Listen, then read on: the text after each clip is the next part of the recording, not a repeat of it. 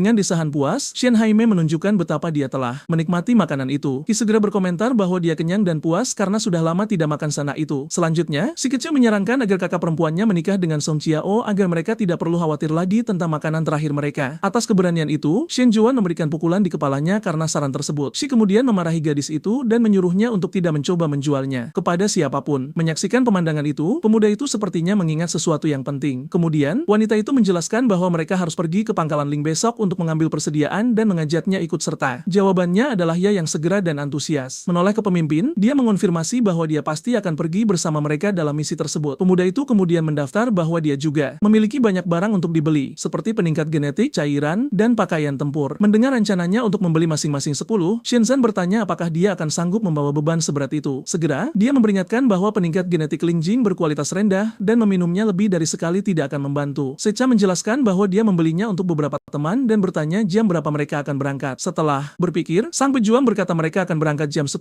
tetapi dia harus membawa lebih banyak makanan agar punya cukup uang. Dengan jempol terangkat, pemuda itu meyakinkan mereka untuk tidak khawatir karena dia akan membawa lebih dari cukup makanan. Keesokan paginya, kelompok itu bersiap untuk berangkat melewati kota yang ditinggalkan. Dengan bunyi dentum, Song Sa menjatuhkan 2 koper berat ke lantai gudang. Berdiri di samping Shen Jian yang terkejut, dia menyatakan bahwa itu cukup untuk perjalanan tersebut. Segera setelah mereka membuka koper, kedua bersaudari itu tercengang melihat buah-buahan, sayuran, telur, dan bahkan daging. Pemuda itu kemudian menjelaskan bahwa dia akan meninggalkan 2 koper sebagai pembayaran dan menggunakan sisanya untuk berbelanja yang disetujui oleh mereka. Dengan senyum lebar, dia berkata dia sangat bersemangat untuk ini. Pada saat itu, Shen Sa menyikut kakaknya lagi, menyarankan agar dia menikah saja dengannya. Malu, sang kakak menyuruh gadis itu berhenti bicara dan masuk ke kendaraan agar mereka bisa berangkat. Tepat setelah itu, kendaraan kuning itu lepas landas dengan kecepatan tinggi dan berangkat dalam misi. Saat bepergian, pemuda itu tampak sedikit bingung dengan pemandangan di sana. Kejutan itu bertambah ketika mereka melihat dinding raksasa di cakrawala. Ki kemudian bertanya kepada si kecil apakah itu pangkalan militer di balik dinding. Dengan mata bersinar, gadis itu mengonfirmasi bahwa itu benar. Kemudian, Shenza menjelaskan bahwa itu adalah pangkalan militer Lingyang, benteng manusia dengan 3 lapis dinding dan pertahanan yang tidak berani dilewati oleh mutan manapun. Setibanya di gerbang pangkalan, kelompok itu bergabung dengan orang lain yang juga sedang menunggu untuk masuk. Sementara itu, salah satu penjaga bersenjata menginstruksikan semua orang di antrean untuk tetap tertib dan menunjukkan kartu mereka. Segera, gerbang masuk terbuka sehingga mereka bisa bergerak maju. Sambil menunggu, Sao bertanya berapa banyak makanan yang dibutuhkan untuk mendapatkan mata uang digital, dan Shenzhen menjelaskan nilai tukarnya. Kemudian, wanita itu mendekatkan lengannya ke sensor untuk memvalidasi masuk. Pada saat itu, salah satu penjaga menggodanya, bertanya apakah si kembar sisi barat sekarang memelihara pria. Dengan tatapan meremehkan, dia menyuruhnya diam dan lakukan saja tugasnya. Prajurit itu hanya menanggapi dengan kekahan mengejek. Setelah izin masuknya diberikan, gerbang utama terbuka bersamaan dengan salam selamat datang di pangkalan Lingjing. Pemuda itu benar-benar kagum dengan pemandangan di hadapannya. Kota di dalam sana menampakkan diri sebagai tempat futuristik yang penuh dengan lampu-lampu neon dan teknologi canggih. Jalan-jalan di benteng dunia pasca apokaliptik itu ramai dengan kehidupan. Di sekeliling, orang Orang-orang dengan berbagai pakaian dan penampilan berkeliaran. Melihat pergerakan tersebut, pemuda itu bertanya apakah aman sekarang setelah senjata mereka diserahkan. Namun Shen-san menenangkannya. Namun, ekspresinya berubah ketika dia menyadari sisi kota yang kurang menawan. Di sudut gelap, dia melihat dua pria kurus dan tampak sakit duduk di tanah. Salah satu dari mereka menatap ke arahnya dengan wajah yang benar-benar tanpa harapan. Menyaksikan pemandangan itu, Song menyadari kenyataan pahit dari dunia yang hancur itu. Tiba-tiba, seorang pria mulai berteriak di tengah jalan, menarik perhatian semua orang. Ki mengumumkan dengan lantang bahwa dia memiliki seorang wanita cantik yang baru dibawa dari selatan. Dengan tatapan lelah, wanita itu hanya mendengarkan dalam diam saat tawaran diajukan seharga 10 koin elektronik. Mendengar harga tersebut, Secha terkejut menyadari bahwa itu hanya senilai 5 butir telur. Pada saat itu, suara Shen Huan terdengar dari sampingnya, menanyakan apakah dia tergoda oleh tawaran itu. Kemudian dia menyarankannya untuk mengurusi urusannya sendiri dan tidak ikut campur. Dengan cepat, pemuda itu membantahnya, mengatakan dia tidak bisa membuang-buang makanan untuk itu dan mereka harus bergegas melakukan penukaran. Dengan itu, Shen Juan setuju dan menjelaskan bahwa orang-orang di sana akan melakukan apa saja demi makanan. Shi juga menambahkan bahwa mereka bahkan bisa mencuri semua yang dia miliki pada malam hari. Tak lama kemudian, wanita itu berhenti berjalan dan menunjukkan bahwa mereka telah sampai di tujuan. Kelompok itu kemudian menuju ke sebuah gedung bertanda biro mata uang. Sebelum masuk, dia menginstruksikan Song untuk tetap diam dan bersikap berbeda. Menurut sarannya, perilaku itu akan mencegahnya dipandang rendah di dalam. Begitu mereka masuk, dua pria berseragam memperhatikan mereka mendekati konter. Salah satu dari mereka bertanya kepada Shen Jian, apakah dia punya sesuatu yang bagus untuk dijual. Sebagai tanggapan, wanita itu meletakkan sebuah koper besar di atas konter dan mengatakan isinya hanya itu. Pria itu tampak terkejut dan ingin tahu apa isi koper tersebut. Sambil tersenyum tipis, Shen Juan memerintahkannya untuk menukar semua isinya dengan mata uang digital. Begitu koper dibuka, petugas itu bertanya dengan tidak percaya apakah dia benar-benar akan menukar semua itu, sementara rekannya mengulangi pertanyaan itu, kaget melihat jumlah telur yang sangat banyak di dalamnya. Tak lama kemudian, pria yang lebih tua berteriak saat menyadari ada juga sayuran segar di antara barang-barang tersebut. Pemandangan hampir 3 kilo daging segar membuat semua orang di tempat itu tercengang. Bahkan orang lain yang mengantre ikut bereaksi kaget mendengar kabar tentang makanan tersebut. Dengan itu, petugas mencengkeram konter dan menuntut untuk mengetahui dari mana mereka mendapatkannya. Kemudian, rekannya berbisik agar berhati-hati karena mereka mungkin anggota bangsawan dari markas besar. Mendengar itu, pria itu setuju untuk segera melakukan pertukaran sementara Shen-san muda mendesaknya untuk bergegas. Shi kemudian memperingatkannya untuk tidak mencoba melakukan hal aneh karena dia akan mengawasi setiap gerakannya. Tak lama kemudian, Shinjami bersorak kegirangan setelah menerima 470 poin untuk penukaran tersebut. Gadis itu kemudian berteriak bahwa mereka akan pergi berbelanja sementara. Kakaknya dan Song Chao memperhatikan dengan senyuman. Pada saat itu, pemuda itu berkata dia bisa membeli apapun yang dia inginkan dengan biaya darinya, tanpa menyadari seseorang sedang memata-matai mereka dari kejauhan. Tersembunyi di sebuah gang, pria itu menyimpulkan bahwa mereka adalah target yang bagus dan dia perlu memberitahu Tiger. Di sebuah bar, informan itu memberitahu bosnya, Tiger, bahwa ada seekor domba gemuk di kota yang telah menukarkan lebih dari 400 kredit. Sambil merokok, pemimpin geng itu berkomentar bahwa itu adalah jumlah yang mengesankan. Pria itu kemudian merinci bahwa penukaran tersebut mencakup telur, buah, dan 3 kilo daging babi, yang membuat Tiger skeptis. Namun informan itu bersumpah dia sangat yakin dengan informasi tersebut. Bos geng itu kemudian menyadari bahwa itu adalah produk yang sangat langka di wilayah tersebut. Dengan dua wanita di sisinya, sang kolonel bertanya berapa banyak orang yang menjadi target potensial. Jawabannya adalah hanya ada 3 orang, 1 pria dan 2 wanita yang masih berada di pasar 1. Dengan cerutu di sela jarinya, pemimpin itu memanggil salah satu anak buahnya, si Tuasti. Kemudian perintah diberikan agar anak buahnya mengawasi jalan yang menuju ke distrik barat. Tiger kemudian merenungkan bahwa hari ini siapapun yang mampu membeli daging babi pastilah sangat kaya. Keberhasilan rencana itu berarti dia akan menjadi lebih kaya lagi. Sementara itu, Shenzhen bertanya apakah Song Chao yakin ingin pergi ke pasar. Pemuda itu menjawab bahwa bukan hanya dia yang punya urusan untuk dibeli di sana. Dengan itu, wanita tersebut setuju dan menyarankan agar mereka berpisah dan bertemu lagi setelah selesai berbelanja. Perhentian pertama pemuda itu adalah toko yang memajang beberapa model senjata di etalasenya. Yang mengejutkan Song Chio, Shen Yimeng memutuskan di detik-detik terakhir untuk mengikutinya masuk ke toko senjata. Tak lama kemudian, sebuah antarmuka otomatis memproyeksikan pesan selamat datang dari perangkat di pergelangan tangannya. Proyeksi holografik dari antarmuka tersebut membuatnya terdiam sejenak. Kemudian sistem menyambutnya di pasar pangkalan Lingjian sementara, menampilkan opsi pembelian yang tersedia. Saat masuk, Song terkesan oleh robot tempur raksasa yang dipajang di toko tersebut. Ki segera menyadari bahwa pasar ini benar-benar penuh dengan segala jenis peralatan. Dengan itu, dia tertawa gugup. Tak lama kemudian, kedua bersaudara itu meninggalkannya sendirian untuk melakukan belanja mereka sendiri, membuatnya merasa benar-benar kewalahan. Dengan kesal, dia mengeluh bahwa mereka bahkan tidak menemani pelanggannya dan dia akan memberikan ulasan buruk. Saat berinteraksi dengan panel holografik, pemuda itu menyesalkan bahwa setidaknya mereka bisa memberitahunya kemana harus pergi. Sistem kemudian menampilkan spesifikasi pistol otomatis dan hologram. Matanya melebar karena dia punya ide, jadi dia memutuskan dia perlu mempersenjatai diri untuk bertahan hidup dan dia tidak bisa lagi bersembunyi di balik seorang wanita. Beberapa saat kemudian, dia meninggalkan toko dengan mengenakan setelan pelindung baru. Sambil memegang senjata yang dibelinya, dia bertanya-tanya apakah itu cukup untuk melindungi dirinya. Sebuah suara kemudian mengomentari penampilan barunya dan dia menoleh untuk melihat. Dengan senyuman, pemuda itu pun menyambutnya kembali. Qi segera menyadari bahwa Shen Jian dan Shen Haimei juga mengenakan setelan tempur baru. Sang kakak berkomentar bahwa pilihannya untuk perlengkapan pertahanan tidak buruk. Dengan senyum lainnya, Shen Zan menunjukkan bahwa setidaknya dia mengerti apa yang sedang dipertaruhkan, tetapi kemudian memperingatkan bahwa mereka telah menghabiskan semua uangnya. Terkejut, Secha bertanya bagaimana itu mungkin karena dia pikir uang itu sangat banyak. Wanita itu menjelaskan bahwa justru karena jumlahnya banyak, mereka membeli banyak barang sementara si bungsu berterima kasih kepadanya atas permen tersebut. Dengan geram, pemuda itu bertanya siapa yang mengizinkan membeli permen, tetapi Shen Jian hanya menyuruhnya untuk tidak mengkhawatirkan hal itu. Tepat setelah itu, kelompok Tiger muncul dan mengepung ketiganya di tengah jalan. Di jalan yang sepi, anak buah Tiger memposisikan diri untuk penyergapan yang telah mereka rencanakan. Segera, kelompok yang menggunakan kendaraan kuning itu terbang dengan kecepatan tinggi melintasi langit malam. Menggunakan visor teknologi, pengintai mengunci pandangannya pada target untuk mengonfirmasi posisinya. Kemudian pria itu berdiri dan memperingatkan rekan-rekannya bahwa target ada di sana. Salah satu preman berbalik untuk memanggil bos yang sedang menunggu sinyal. Tak lama kemudian Tiger muncul dari belakang, berkomentar bahwa mangsanya akhirnya tiba. Dengan seringai cepat, pemimpin geng setuju bahwa semuanya sudah siap untuk serangan tersebut. Qi kemudian berteriak agar anak buahnya yang pemalas bersiap untuk beraksi. Perintah terakhir Tiger adalah untuk tidak membunuh dombanya karena tujuannya hanya uang. Dengan senyum di wajahnya, dia memberikan perintah tembak dan anak buahnya bersiap untuk menembak. Pada saat yang tepat, sebuah ledakan besar melalap kendaraan dan jalan menjadi bola api. Salah satu preman melihat akibatnya tanpa mengerti apa yang telah terjadi. Kemudian Tiger berteriak pada anak buahnya, menanyakan bagaimana mereka akan mendapatkan uang setelah membunuh mereka. Bos geng itu menyebut mereka idiot, mengatakan jika mereka diledakkan, perjalanan itu sia-sia. Saat mereka mendekat, seorang antek hanya menemukan puing-puing kendaraan yang terbakar di tengah jalan. Pada saat itu, mata Tiger menangkap proyektil yang ditembakkan ke arahnya dengan kecepatan ekstrim. Kemudian ledakan kedua yang bahkan lebih besar melalap mereka semua dan melemparkan para antek ke udara. Di kejauhan, teriakan kemenangan bergema di tengah kobaran api ledakan. Asap masih mengepul dari laras senjata yang baru saja ditembakkan. Dengan senyum kemenangan, sang penembak membual karena berhasil mengenai mereka. Semua dengan satu tembakan. Saat Song masih di tanah, Shen Haimei merayakan bahwa semuanya telah habis terbakar. Di tengah api, Tiger menyadari apa yang sebenarnya terjadi dan memaki kesalahan tersebut. Tergeletak di tanah, dia mencoba memahami apa yang terjadi saat melihat anak buahnya berserakan di sekitar. Sang pemimpin berdiri menatap ledakan tersebut dan bertanya-tanya apakah mereka telah dibom. Qi segera menyadari bahwa itu adalah penyergapan balik di mana mereka menggunakan mobil kosong sebagai umpan untuk serangan jarak jauh. Dengan itu, Tiger menyimpulkan bahwa gelombang artileri kedua akan segera menyusul. Segera, bos geng itu berteriak agar anak buahnya bersiap. Perintahnya adalah agar salah satu preman membawa beberapa orang lainnya dan pergi menghadapi para penembak. Kemudian, pria itu memanggil rekan-rekannya untuk pergi bersamanya, menuju arah serangan. Dari jauh, Song Chao memperhatikan kelompok musuh yang merangsek maju. Shen Jai kemudian memperingatkan kakaknya bahwa ada seseorang yang datang ke arah mereka. Gadis muda itu menatap senjatanya dengan ekspresi khawatir. Shi segera menyadari amunisinya masih belum selesai diisi ulang. Karena itu, dia mengakui bahwa dia tidak mahir dalam pertempuran jarak dekat atau menengah. Namun mengingat nasihat dari Shen San, dia memutuskan bahwa tidak ada yang bisa diselesaikan tanpa daya tembak. Selanjutnya, sistem drone tempur diaktifkan pada setelannya. Beberapa rudal diluncurkan ke langit malam. Bahkan dengan serangan itu, gadis itu berkata daya tembaknya masih belum cukup. Sekelompok preman menyerbu melintasi gurun di antara puing-puing. Pemimpinnya berteriak bahwa mereka perlu melenyapkan penembak jitu di bukit itu secepat mungkin dan waspada terhadap serangan. Salah satu pria berbaju zirah berat menatap ke langit, bingung dengan peringatan itu. Pada saat itu, seberkas energi menghantamnya secara langsung, membuatnya meledak, sementara preman lainnya terpukul di bagian punggung. Salah satu wanita dari geng itu kemudian berteriak kepada bosnya bahwa kepala Kong telah hancur. Shi kemudian mengidentifikasi senjata itu sebagai senapan presisi dan memerintahkan mereka untuk menemukan sumber tembakan. Segera, wanita itu juga terkena pancaran energi lain yang langsung menghancurkannya. Pemimpin kelompok itu memaki saat melihat anggota lainnya dieliminasi seperti itu. Menatap ke arah bukit, dia mencoba mencari tahu apa sebenarnya yang menyerang mereka. Jawabannya muncul saat dia melihat Shinja dengan meriam levitasi dan drone yang melayang di sekelilingnya. Salah satu drone levitasi mulai mengisi energinya untuk tembakan berikutnya. Pria itu kemudian panik setelah menyadari senjata semacam itu telah dijual kepada warga sipil. Dengan senyum percaya diri, gadis itu bersiap untuk serangan berikutnya. Bos geng itu hanya bisa berteriak melihat apa yang akan terjadi. Drone di langit bersinar terang sebelum menembak bersamaan. Dengan satu matian terakhir, para preman yang tersisa ditelan oleh pancaran energi yang sangat besar. Shenza kemudian tersenyum dan mengatakan dia tahu adiknya benar selama ini. Kembali ke pangkalan Ling, malam berlanjut seperti biasa di bawah lampu kota. Di sebuah gang, informan itu menyalakan pipanya untuk merokok dengan tenang. Qi segera menarik napas dalam-dalam dan perlahan menghembuskan asap dari mulutnya. Tiba-tiba, sesosok figur mendekat dan bertanya apa yang dilakukan si kepala ular di sana. Pria itu menuduhnya menjual informasi tentang bocah kaya itu dan bertanya kesepakatan apa yang dia miliki dengan Tiger. Dengan itu, dia mengungkapkan telah mendengar bahwa Tiger adalah pedagang budak dari distrik selatan. Informan tersebut membenarkan bahwa distrik selatan dikenal karena penculikan dan perbudakan, namun mengatakan dia tidak pernah mengambil risiko masuk ke bisnis itu. Sambil menyeringai, dia menjelaskan bahwa akan sia-sia sia-sia jika mati, padahal dia bisa menggunakan perbekalan tersebut untuk bersenang-senang. Sementara itu, di jalanan, Tiger berdiri kembali di tengah api dan anak buahnya yang bertumbangan. Akhirnya, dia menyadari kerumunan besar orang mendekat untuk bertempur. Segera Shinjuan menyerbu maju dengan kecepatan tinggi dan melompat melewati antek-antek yang tersisa. Dengan itu, Tiger menyimpulkan bahwa dua bunga dari sisi barat bukanlah orang biasa lawan mereka. Sambil tersenyum, sang pejuang berkata bahwa hari ini penuh dengan penyergapan dan sekarang waktunya untuk bermain, memperlihatkan mengapa ia dikenal sebagai sang Raja Bunga. Shensan memulai serangannya dengan dua tembakan cepat yang presisi. Tak lama, ia melumpuhkan dua antek lainnya sambil menghitung setiap targetnya. Dengan berputar di udara, sang pejuang menghindari peluru yang datang dan menebas musuh lain di tanah. Ia terus bergerak, menghindari proyektil sambil menghitung hingga 6. Segera setelah seorang preman melepaskan tembakan, ia mendarat dan menghabisi dua orang lainnya sebelum mereka sempat bereaksi. Melihat itu, Tiger berteriak kepada anak buahnya untuk membunuhnya saat ia menyentuh tanah. Sang petarung pun mengaktifkan sistem lompatan ganda pada sepatunya. Semburan tenaga pendorong melontarkannya kembali ke udara, di luar jangkauan musuh. Salah satu antek berteriak kaget saat melihatnya melompat di tengah udara. Di puncak lompatannya, ia membidikkan senjatanya ke bawah. Shensan mendarat dengan dentuman keras tepat di depan seorang preman bertopeng. Pria itu hanya sempat mengumpat sebelum bentrokan langsung dimulai. Dengan gerakan cepat, ia menangkis bilah senjata musuh yang mencoba menyerangnya. Ia kemudian menembus topeng preman lainnya dengan senjatanya. Sebagai penutup, ia melompat dan menghantam pria terakhir yang masih berdiri, menggenapkan hitungannya menjadi 9. Salah satu yang selamat menjerit ketakutan melihat pemandangan itu, sementara sebuah suara berkomentar bahwa itu adalah pemanasan yang bagus. Kebrutalan pertarungan membuat Chow mematung, sementara Shenjian berkata bahwa ia bahkan belum sempat berterima kasih karena mereka sudah datang. Mata Tiger dipenuhi amarah mendengar provokasi tersebut. Sang wanita kemudian berterima kasih kepada semua orang karena telah membantunya menguji peralatan tempur barunya. Dengan darah menetes di wajahnya, ia menutup dengan mengatakan bahwa mereka semua telah bekerja dengan sangat baik. Cerita kemudian kembali ke 30 menit sebelum konfrontasi. Pada saat itu, Som bertanya apakah ada seseorang yang mungkin menunggu mereka di jalan di depan. Saat sebuah pesan masuk, sang kakak menyimpulkan bahwa mereka akan menjadi target dan sang adik mengusulkan rencana serangannya. Sambil tersenyum, Jimmy setuju dengan strategi dukungan jarak jauh tersebut. Tak lama kemudian, Joan memberitahu sang tuan muda untuk tetap bersama kakaknya karena ia tidak bisa mengandalkan kemampuan bertarungnya. Rencananya adalah menggunakan mobil sebagai umpan untuk memancing tembakan penyergapan dan menangkap mereka lengah. Masih ragu, sang pemuda bertanya apakah itu benar-benar perlu dan menyarankan untuk memutar jalan. Pada saat itu, sang wanita menuntut untuk tahu apa yang ia bicarakan sambil menunjuk jarinya. Sang ahli strategi memintanya untuk mendengarkan. Para bandit ada di sana untuk merampoknya. Niat mereka adalah mengambil propertinya, menjual dagingnya, memperbudak jiwanya, dan merenggut nyawanya. Mengingat hal itu, ia bertanya apakah tidak perlu membunuh sampah yang mencoba merampok, memperbudak, dan membunuhnya. Kesimpulan logisnya, menurut sang wanita, adalah bahwa satu-satunya pilihan mereka hanyalah melenyapkan para bandit itu. Kembali ke masa kini, pertarungan berlanjut dengan Joan menangkis serangan dan menendang seorang musuh. Di tengah banyaknya lawan, sang petarung bergerak dengan gesit sambil menembak. Tembakannya terus menyalak beruntun ke arah preman yang tersisa. Salah satu dari mereka menembak berulang kali, tetapi mengumpat saat melihat pelurunya tidak mampu menembus pelindung wanita itu. Sementara itu, sang wanita muda meluncur di atas tanah, menghindari peluru di tengah baku tembak. Ia kemudian bersembunyi di balik batu untuk menghindari tembakan musuh. Saat menyadari senjatanya kehabisan amunisi, ia hanya duduk dan bertanya apakah dirinya tidak sedikit terlalu dramatis. Kemudian, preman berbaju zirah berat mendorong rekannya dan berteriak agar menyingkir. Tepat setelah itu, ia membidikan meriam besar ke arah Joan dan meraung agar ia pergi ke neraka. Ekspresi sang ahli strategi berubah saat ia menyadari bahaya yang mendekat. Hampir bersamaan, pria lain dengan senapan mesin berat mulai menembak, menciptakan tirai api. Batu yang menjadi perlindungannya terkena ledakan besar. Sambil mengumpat, perisai sang wanita muda menyinari wajahnya dari puing-puing yang berterbangan. Di tengah serangan, ia mengaktifkan perisai kinetik untuk melindungi diri. Medan energi memblokir rentetan peluru yang mengarah padanya. Salah satu bandit tertawa, mengira ia sudah mati saat ledakan besar meletus di balik penghalang itu. Setelah detonasi, salah satu pria menyatakan tugas akhirnya selesai. Pemimpin kelompok itu memerintahkan mereka untuk mencari tubuhnya di balik asap. Tiba-tiba, seberkas cahaya menghantam dada si preman berbaju zirah. Serangan itu melenyapkannya sepenuhnya sebelum ia sempat berteriak. Dari kejauhan, Jami mengingatkan mereka untuk tidak melupakan meriam jarak jauh. Sambil tersenyum, John memuji adiknya atas kerja sama tim yang hebat. Akhirnya, para pejuang melangkah keluar dari asap dan mulai menembaki antek-antek yang tersisa. Salah satu antek terakhir menjerit kesakitan saat terkena salah satu tembakan. Pria lain mengumpat saat melihat senjatanya tidak bisa menembus perisai. Di tengah kobaran api, Tiger juga mengumpat saat menyadari anak buahnya sedang dikalahkan. Dengan itu, sang pemimpin berteriak agar ia ke neraka dan menembakkan senjatanya ke arah lawannya. Proyektil melesat dengan kecepatan tinggi, tetapi sang petarung berhasil menghindar tepat waktu. Kemudian Kemudian, sistem penargetan di pelindung matanya aktif untuk melacak tembakan musuh. Dengan lompatan akrobatik, sang pejuang menghindari tembakan dan mendarat di tanah. Melihat ini, Jimmy meneriakkan nama kakaknya dengan keputusasaan penuh. Secha juga bereaksi kaget, mengatakan itu tidak mungkin. Tiger menghela napas lega dan mulai menertawakan situasi tersebut. Namun, Joa menggunakan momentum itu untuk berputar di udara sementara musuh meneriakkan namanya. Sesaat kemudian, ia mendarat sambil meluncur di tanah untuk memblokir lengan musuh yang bersenjata. Ia kemudian menembakkan senjatanya dari jarak sangat dekat tepat ke lengannya. Sang pemimpin terpaku, tidak mengerti bagaimana hal itu mungkin terjadi. Tanpa ragu, sang wanita muda terus menembak berulang kali ke lengan lawannya. Saat salah satu preman berteriak agar Tiger menunduk, anggota geng lainnya terkena tembakan. Dengan helm yang aktif, sang pejuang membidikkan senjatanya setelah melukai musuh. Ia kemudian berbalik dan bertanya apakah nama bos mereka benar-benar Tiger. Saat pria itu terkapar di tanah, ia mengejeknya agar tidak malu dan melawan balik. Salah satu bandit tanpa ketakutan melihat saudaranya yang tumbang, tidak memahami situasi tersebut. Sambil memegang senjata yang lebih besar, sang petarung memanggil siapapun yang bersembunyi untuk keluar dan bermain. Ia kemudian bertanya apakah mereka tidak akan mencoba merampok mereka lagi, karena bersembunyi tidak akan menghasilkan apapun. Mendengar itu, wanita di sebelah Tiger menyuruhnya pergi, mengatakan bahwa mereka bukanlah domba gemuk. Menyadari mereka masuk ke dalam jebakan, keduanya melarikan diri, menyimpulkan bahwa itu adalah serigala berbulu domba. Setelah pelarian mereka, medan perang tertinggal penuh dengan api dan tubuh para antek yang kalah. Tidak ada satupun pria yang bertahan untuk bertarung selamat dari konfrontasi tersebut. Dengan senjata di tangan, sang petarung menatap Cakrawala dan bertanya-tanya apakah yang lain sudah melarikan diri sementara helmnya memindai area tersebut. Segera, sebuah suara memanggilnya dalam kesunyian. Itu adalah Jame yang berlari ke arahnya dengan Song Chao tepat di belakang. Sambil tersenyum, sang pejuang berbalik untuk menanggapi panggilan adik perempuannya. Tiba-tiba, ia jatuh ke belakang, pingsan dalam pelukan rekannya. Melihat ini, sang pemuda bergegas mendekat dan bertanya ada apa. Sang gadis muda menyadari zirah kakaknya telah tertembus oleh peluru khusus. Proyektil itu telah menembus perlindungan, dan untungnya, musuh yang tersisa telah melarikan diri. Meski terluka, Joan menyarankan agar mereka kembali ke Ling terlebih dahulu. Kembali ke markas, ia meminta dibawa ke Dr. Su. Tak lama, seorang wanita berjas lab muncul, orang yang tepat untuk menangani luka semacam itu. Di dalam ruang operasi, sang dokter berkomentar bahwa itu adalah pemandangan langka untuk disaksikan. Ia melanjutkan bahwa pasiennya itu juga punya momen kelemahannya sendiri. Dokter kemudian menggoda bahwa ini adalah pertama kalinya ia melihatnya di rumah sakit karena meremehkan kekuatan perisainya. Dengan senyum sarkastik, Jing dari rumah sakit swasta Ling Jiangbei mengatakan ia hampir tertawa melihat situasi tersebut. Berbaring di atas meja, sang petarung hanya menyuruh dokter untuk diam. Dokter kemudian bertanya tentang senjata yang cukup kuat untuk menembus sirah level 2, dan pasien menjawab itu hanya nasib buruk. Selanjutnya, dokter bertanya apakah benar ia telah jatuh cinta pada pria kaya yang bodoh. Joan mengakui tidak ada gunanya menyangkal hal itu dan bertanya tentang yang lain. Dokter meyakinkannya mengenai kondisi adiknya, namun mengatakan bocah itu tampak lebih tertarik pada kapsul-kapsul. Rupanya, ia belum pernah menjalani peningkatan tubuh sebelumnya, dan segalanya tampak baru baginya. Dengan itu, sang wanita yang terluka bertanya siapa sebenarnya bocah itu. Sambil tersenyum, ia hanya mengatakan tidak ada yang tahu kebenarannya. Segera setelah itu, Sujing menyarankan agar ia membeli baterai isi ulang atau modul perisai untuk peralatan barunya. Merasa malu, sang pasien hanya memperhatikan saat instrumen bedah disiapkan. Tak lama kemudian, dokter bertanya apakah ia menginginkan anestesi, tetapi sang wanita yang mengerang kesakitan menjawab mungkin tidak. Meski kesakitan, Joan menolak anestesi, menjelaskan butuh waktu untuk memulihkan sensasi. Ia menambahkan bahwa pertunjukan besar akan segera terjadi dan ia tidak ingin melewatkannya. Dokter hanya mendengarkan alasan tersebut dan bersiap untuk prosedur. Kemudian Sujing memarahinya dan memperingatkan bahwa ia akan mengeluarkan peluru tersebut, tetapi ia butuh istirahat selama 2 jam untuk pulih. Dokter kemudian memanggil nama pasiennya karena menyadari ia tidak memperhatikan. Dengan tatapan kosong, sang pejuang hanya memberikan jawaban samar yang tidak masuk akal. Dengan itu, lengan mekanik muncul untuk menahannya sementara dokter berteriak bahwa ia tidak boleh memikirkan makanan. Sementara itu, di tempat lain, sebuah bar benar-benar kosong dan sunyi. Tiba-tiba, Tiger dilemparkan dengan keras ke atas meja, menghancurkannya saat benturan. Sesaat kemudian, Jaime berlari untuk membantunya sementara rekan lainnya menyaksikan adegan itu. Ia kemudian memerintahkan pria itu untuk segera mencari bantuan dan obat-obatan. Sang pemuda berlari ke belakang, berteriak bahwa kotak obat ada di sana dan bertanya kemana perginya semua orang. Pada saat yang sama, sang gadis mencoba menenangkan Tiger, memintanya untuk bersabar karena obat sedang dalam perjalanan. Terluka di tanah, sang pemimpin hanya bisa menggumamkan bahwa mereka bodoh. Pada saat itu, sesosok figur mendekat dan bertanya apakah mereka tidak bisa melihat apa yang salah. Dari jauh, sang rekan menyadari tidak ada lagi penjaga di markas. Jaime memalingkan wajah ke arah suara yang mencoba memahami situasi tersebut. Orang misterius itu mengungkapkan bahwa semua orang di sana adalah penjajah sambil mengarahkan senjata ke arah mereka. Segera setelah itu, sang pemuda berpapasan dengan salah satu penyusup yang mengenakan setelan pelindung putih. Tiba-tiba, beberapa sosok dengan setelan identik muncul dan mengepung diserta Tiger yang terluka. Salah satu penyusup menjambar rambut sang wanita dan membanting wajahnya dengan keras ke tanah. Meski tidak berdaya, ia terus meneriakkan nama alinya. Namun di diperintahkan untuk diam. Dengan susah payah, pria yang terluka itu berbalik ke arah sosok pemimpin dan bertanya apa artinya ini. Akhirnya, seorang pria dengan pipa muncul di depan pintu ditemani oleh lebih banyak penjaga. Tiger dan rekan-rekannya sekarang benar-benar dikepung oleh kelompok penjajah tersebut. Meski tertangkap, ia menuntut untuk tahu mengapa pria itu ada di wilayahnya dan apa niatnya. Pemimpin kelompok hanya menatapnya dengan senyum mengejek. Kemudian ia berlutut dan memberitahu Tiger untuk tidak khawatir tentang situasi tersebut. Selanjutnya, ia melangkah lebih dekat, mengatakan ia bisa menjelaskan semua yang terjadi. Dengan jari terangkat, sang penjajah menyatakan bahwa semuanya bisa diringkas dalam satu kalimat. Kemudian terungkap bahwa masalah sebenarnya adalah mereka telah mengejar Xianzhan. Pengungkapan itu membuat Tiger dan rekannya benar-benar terkejut. Murka, sang pemuda menuduhnya telah membocorkan informasi tersebut, tetapi sang pemimpin hanya menanggapi dengan ejekan. Saat pria itu mulai berteriak tentang berapa banyak anak buahnya yang telah tewas, seorang penjaga mengarahkan pistol ke kepalanya. Ia kemudian menjelaskan bahwa karena mereka telah menargetkan Joan, 3 bus lainnya dari markas Lining sekarang menuntut penjelasan dari distrik selatan. Mendengar itu, Tiger hanya bisa menggumamkan satu kata. Kemudian sang penjajah mengungkapkan bahwa serigala penyendiri itu telah ditenggelamkan dalam semen dan dibunuh. Pria itu melanjutkan dengan mengatakan bahwa karena beberapa pihak merasa itu belum cukup, mereka meminta orang-orang Raja Neraka untuk membantu membawa barang-barangnya. Sambil meletakkan tangan di kepala Jaime, ia memberitahu Tiger bahwa situasi ini juga sulit baginya. Kemudian sang pemimpin mengejeknya untuk melihat apa yang telah terjadi padanya. Dengan tangan terkatup, sang penjajah menyarankan agar ia mengirim Buddha ke surga untuk membantu saudaranya. Sesaat kemudian, ia membuat tawaran terakhir bagi Tiger untuk mentransfer semua kredit dan propertinya kepada mereka. Di laboratorium, rantai DNA kompleks melayang di dalam ruang berair. Dengan tatapan lekat, Song Chail mengamati pemandangan itu dengan saksama. Ia kemudian melangkah lebih dekat ke kapsul kaca besar tempat cairan berbuih berputar. Pada saat itu, sebuah suara berkomentar bahwa ia tampak tertarik pada cairan peningkatan. Tak lama kemudian, Ji muncul di sampingnya dan mengamatinya sejenak. Sang pemuda kemudian bertanya apakah Jan baik-baik saja, namun dokter meyakinkannya bahwa Jaime sudah merawatnya. Mendengar kabar itu, Sam menghela napas lega sejenak. Kemudian seorang ilmuwan senior bertanya apakah ia ingin mencoba peningkatan genetik. Bocah itu menoleh ke arah suara. Tanpa ragu, ia bertanya berapa biaya prosedur tersebut. Dokter menjawab biayanya 800 kredit dengan cicilan, yang menurut sang pemuda sedikit mahal. Sang peneliti memarahinya, mengatakan ia pasti salah paham tentang apa itu obat peningkatan. Ia kemudian menjelaskan bahwa berkat penemuan tersebut, orang-orang mampu bertahan hidup dari makhluk mutan dan meningkatkan kemampuan fisik mereka. Saat sang pemuda mendengarkan, ilmuwan menyimpulkan bahwa nilai sebenarnya adalah pada fondasi kelangsungan hidup dan martabat kehidupan. Akhirnya, ia menunjukkan gambar orang yang dirantai dan bertanya apakah bocah itu masih merasa harganya mahal. Beberapa saat kemudian, Chele sudah melayang di dalam kapsul sementara sang ilmuwan memberi selamat kepada Sta Bujing karena menjual produk tersebut dengan keuntungan 500%. Dokter berkomentar bahwa ia jelas belum pernah melihat obat genetik sebelumnya yang membuat penjualan dengan harga selangit itu menjadi operasi dasar. Segera setelah itu, saat ia berjalan pergi, peneliti bertanya apakah Jan masih beristirahat. Robot kecil yang layan di samping Sujing mulai memproses informasi yang diminta. Tiba-tiba, drone melaporkan bahwa sang pasien telah meninggalkan catatan dan melarikan diri, membuat dokter hanya mengatakan bahwa ia sudah mengetahuinya. Pesan yang ditinggalkan oleh sang pejuang hanya meminta maaf atas ketergesaannya dan berjanji untuk membayar di lain waktu. Dengan itu, Sujing hanya mengatakan bahwa ia perlu belajar dari pengalaman. Malam itu di jalanan kota, pemimpin kelompok tersebut membual tentang betapa biasanya orang-orang. Saat ia berjalan, ia merayakan betapa bahagianya ia dengan hasil hari itu. Salah satu bawahannya mendekat dan memanggilnya bos. Pria itu bertanya apakah benar-benar aman membiarkan Tiger tetap hidup. Si pemakai pipa hanya mempertanyakan kekhawatiran rekannya. Sambil tertawa, ia menjelaskan bahwa semua anak buah dan pemasok Tiger sudah tidak ada lagi. Mantan pemimpin itu sekarang benar-benar sendirian dan tidak berdaya. Ia kemudian mengungkapkan bahwa mereka hanya membantu Ghoul menagih hutang. Sambil memegang pipanya, ia berkata bahwa intrik bos-bos besar bukanlah masalah mereka karena mereka hanya disewa untuk memandu jalan. Tiba-tiba, sebuah suara menyela dan bertanya apakah orang yang menyewanya juga menginginkan faktur untuk perusahaan. Terkejut, ia berbalik, mencoba melihat siapa yang berbicara. Saat sosok itu mendekat, ia menuduh pria itu memimpin kelompok ke rumahnya untuk melakukan penyergapan. Shinja kemudian mengungkapkan dirinya, menjelaskan bahwa setelah pemenang diputuskan, mereka membawa orang untuk meniru rumah si pecundang. Sambil tersenyum, ia mendesak pria itu, bertanya apakah, sebagai pebisnis jujur, ia tidak punya apa-apa untuk dikatakan. Sang bos hanya bisa menggumamkan hinaan saat menyadari jebakan tersebut. Meski begitu, ia menyapa pendatang baru itu, berkomentar bahwa ia telah mendengar tentang cederanya, namun Joan menjawab bahwa berkat dia, ia belum mati. Kemudian, ia mengingatkannya bahwa ia telah memperingatkannya tentang pertarungan itu. Namun ia membalas bahwa ia tidak menyebutkan peluru penembus sirah. Segera, keduanya mulai menertawakan situasi tersebut. Tawa mereka berlanjut sejenak. Kemudian ekspresi pria itu berubah, dan ia bertanya apa yang diinginkannya, menyuruhnya untuk memberikan perintah berikutnya. Sang wanita muda menyuruhnya untuk santai, mengatakan ia hanya ingin menyelesaikan masalah dan membicarakan bisnis. Namun sang bawahan bertanya apakah ia benar-benar berniat melakukan bisnis dengan kelompok intelijen seperti mereka. Kemudian sang pemimpin berkomentar bahwa mereka tidak mendapatkan banyak pekerjaan, dan pria lain mengonfirmasi bahwa mereka benar-benar tidak mendapatkannya. Sambil tersenyum, pria itu berkata sang pengunjung selalu diterima untuk membeli informasi dan menyuruh anak buahnya untuk mendengarkan dengan saksama. Tiba-tiba, sang wanita muda mencengkeram kepalanya, mengatakan ini adalah peluang bisnis yang bagus. Sambil menekannya, ia bertanya apakah itu tidak benar. Sang pemimpin kemudian bertanya apa maksudnya. Ia kemudian mengungkapkan rencana memancingnya di mana pria itu akan menyebarkan informasi untuk memikat orang-orang dengan niat buruk. Strateginya adalah menarik target ke dalam jebakan. Kemudian sang wanita menjelaskan ia akan membunuh musuh, menyita barang-barang mereka, dan menjual sisanya dengan harga diskon, membagi keuntungan dengan mereka. Namun pria itu mengungkapkan kekhawatiran, mengatakan orang seperti Qin Jiawang pasti akan mengejar mereka. Meski begitu, sang bawahan mencoba berdebat, mengingatkannya bahwa mereka hanyalah kelompok intelijen. Jadi sang pengunjung memerintahkan bahwa jika ia tidak bisa memutuskan, ia harus kembali dan berkonsultasi dengan atasannya. Kemudian ia memperingatkan bahwa setiap kesalahan intelijen di masa depan akan mengakibatkan potongan dari bagiannya. Pada saat itu, sang bos mengenali kartu kredit anonim tempat dana Tiger telah ditransfer dan mulai berteriak. Dengan putus asa menyentuh lehernya dan menyadari kapan kalung itu telah dipasang. Dengan cepat, sang pemimpin meminta maaf dan menerima kesepakatan itu, dan sang wanita muda mengatakan ia akan memaafkannya. Sambil memegang kartu itu, ia menasihatinya untuk menjadi anak baik dan mengatakan ia menantikan untuk bekerja sama. Segera setelah ia pergi, sang bawahan bertanya mengapa bosnya tidak menghentikannya. Sang pemuda bersikeras untuk mengetahui mengapa atasannya tidak bertindak. Kemudian sang bos mengungkapkan, mereka tidak sendirian karena beberapa sosok bersenjata tiba-tiba muncul di gang. Selanjutnya, sang pemimpin memberitahu rekan mudanya bahwa ia sudah memperingatkannya untuk tidak meremehkan orang-orang tersebut. Tetap saja, sang bawahan mencoba memahami mengapa sang pengunjung datang ke sana hanya untuk memerasnya. Sementara itu, pelindung mata sang pemuda mendeteksi seseorang yang mendekat. Jauh di atap, sosok lain tiba-tiba bersin. Duduk di puncak gedung dengan pistol, ia hanya bertanya-tanya apakah ia terkena flu. Kembali ke laboratorium, sang pemuda merasa tubuhnya tenggelam ke laut dalam saat dua berkas cahaya muncul di kejauhan. Perlahan, ia membuka matanya dan menyadari kecerahan yang dilihatnya sebenarnya adalah langit-langit di atas. Ia segera menutupi wajahnya dengan tangan saat ia perlahan bangun dari prosedur. Kemudian, ia duduk di tempat tidur dan melihat sekeliling ruang peralatan medis. Dengan tangan di dagu, ia bertanya-tanya apakah penguatan itu sudah selesai. Melihat dirinya sendiri, ia memperhatikan ia tampak lebih kuat dari sebelumnya. Kemudian, ia memanggil untuk melihat apakah ada orang di dekatnya dan mengangkat selimut. Seorang wanita memasuki ruangan membawa nampan, tetapi berhenti saat ia melihat pemandangan itu. Ia bertanya apa yang ia lakukan. Kemudian ia meminta maaf dan menyuruhnya untuk membersihkan diri. Namun sang pemuda mencoba menghentikannya untuk pergi. Di samping mereka, Sujin tertawa, berkomentar ini pertama kalinya ia melihat seseorang khawatir tentang bagian tubuh itu saat bangun. Benar-benar malu, bocah itu menutupi wajahnya dan memintanya untuk berhenti. Pada saat itu, dokter berkomentar bahwa karena ia tidak memiliki obat penguat di tempat ia tinggal, ia akan memberinya pengetahuan tentang hal itu. Saat ia masih menutupi dirinya, Sim Jing menjelaskan bahwa obat semacam itu meningkatkan kemampuan fisik, tetapi itu hanya dasarnya saja. Ia kemudian merinci bahwa peningkatan itu memperbaiki penglihatan, penciuman, rasa, kecepatan reaksi, dan kekuatan otot. Kemudian dokter mengungkapkan bahwa peningkatan level yang lebih tinggi membuat tubuh hampir tidak bisa dihancurkan dan mampu melawan mutan. Ia menyimpulkan bahwa tahap terakhir adalah peningkatan kekuatan. Segera setelah itu, Sujin memberitahu bocah itu bahwa ia tidak perlu tahu tentang hal-hal itu untuk saat ini. Jika selesai, dokter menyarankan ia untuk lari saja jika cukup sial bertemu seseorang dengan level peningkatan tersebut. Dengan itu, bocah itu mengerti betapa berbahayanya mereka. Nantinya, pada saat itu, dua bersaudara, Shen Jiawan dan Shen Sa, memasuki ruangan, dan suasana menjadi benar-benar sunyi. Wanita berambut merah muda itu menyesap botolnya. Kemudian ia memberitahu Jing bahwa tidak ada seorang pun yang pernah melihat hal seperti ini di Linjang. Dokter setuju, mengatakan itu benar. Sementara itu, sang pemuda menggaruk kepalanya sejenak, memproses informasi tersebut. Ia kemudian menanyakan harga beberapa obat, menjelaskan ia perlu membeli sebanyak mungkin yang berkualitas tinggi. Saat sang adik mulai berbicara tentang harga, Ji menamparnya dan menyuruhnya diam. Gadis itu menabrak panel, menunjukkan bahwa obat di sini cukup mahal. Dokter menjelaskan bahwa Ling adalah tempat kecil dan jika ia menginginkan obat berkualitas baik, ia perlu menemukan 200 botol agar ia bisa menjualnya. Dengan polos, dokter berpikir ada banyak hal tentang membunuhnya yang tidak bisa ia katakan. Kemudian bocah itu bertanya apakah ramuan itu benar-benar bisa digunakan. Ia memarahinya, mengklarifikasi bahwa obat penguat perlu dikalibrasi untuk penggunaan. Memahami ini, bocah itu hanya bisa menggumamkan satu kata. Kemudian ia bertanya apakah ada obat yang bisa digunakan secara langsung. Sujin berkomentar bahwa ia benar-benar tidak akan menyerah pada ide itu. Kemudian ia mengusulkan bahwa ia bisa memesan sekumpulan obat yang mudah digunakan yang tidak akan salah. Harganya akan mahal. Tanpa ragu, bocah itu segera menerima dan memintanya untuk melakukan pemesanan dengan harga 500 yuan. Sujin mengonfirmasi kesepakatan itu dan ia menerimanya dengan senyum. Selanjutnya, sang pemuda bertanya berapa harga obat level yang lebih tinggi. Dokter menjelaskan bahwa harga mereka yang keterlaluan adalah alasan mengapa tidak ada satupun yang ada di Linjang. Ia mendengarkan dengan ekspresi serius. Akhirnya, Shenzhen mengungkapkan bahwa harga awal obat cair level tinggi adalah 10.000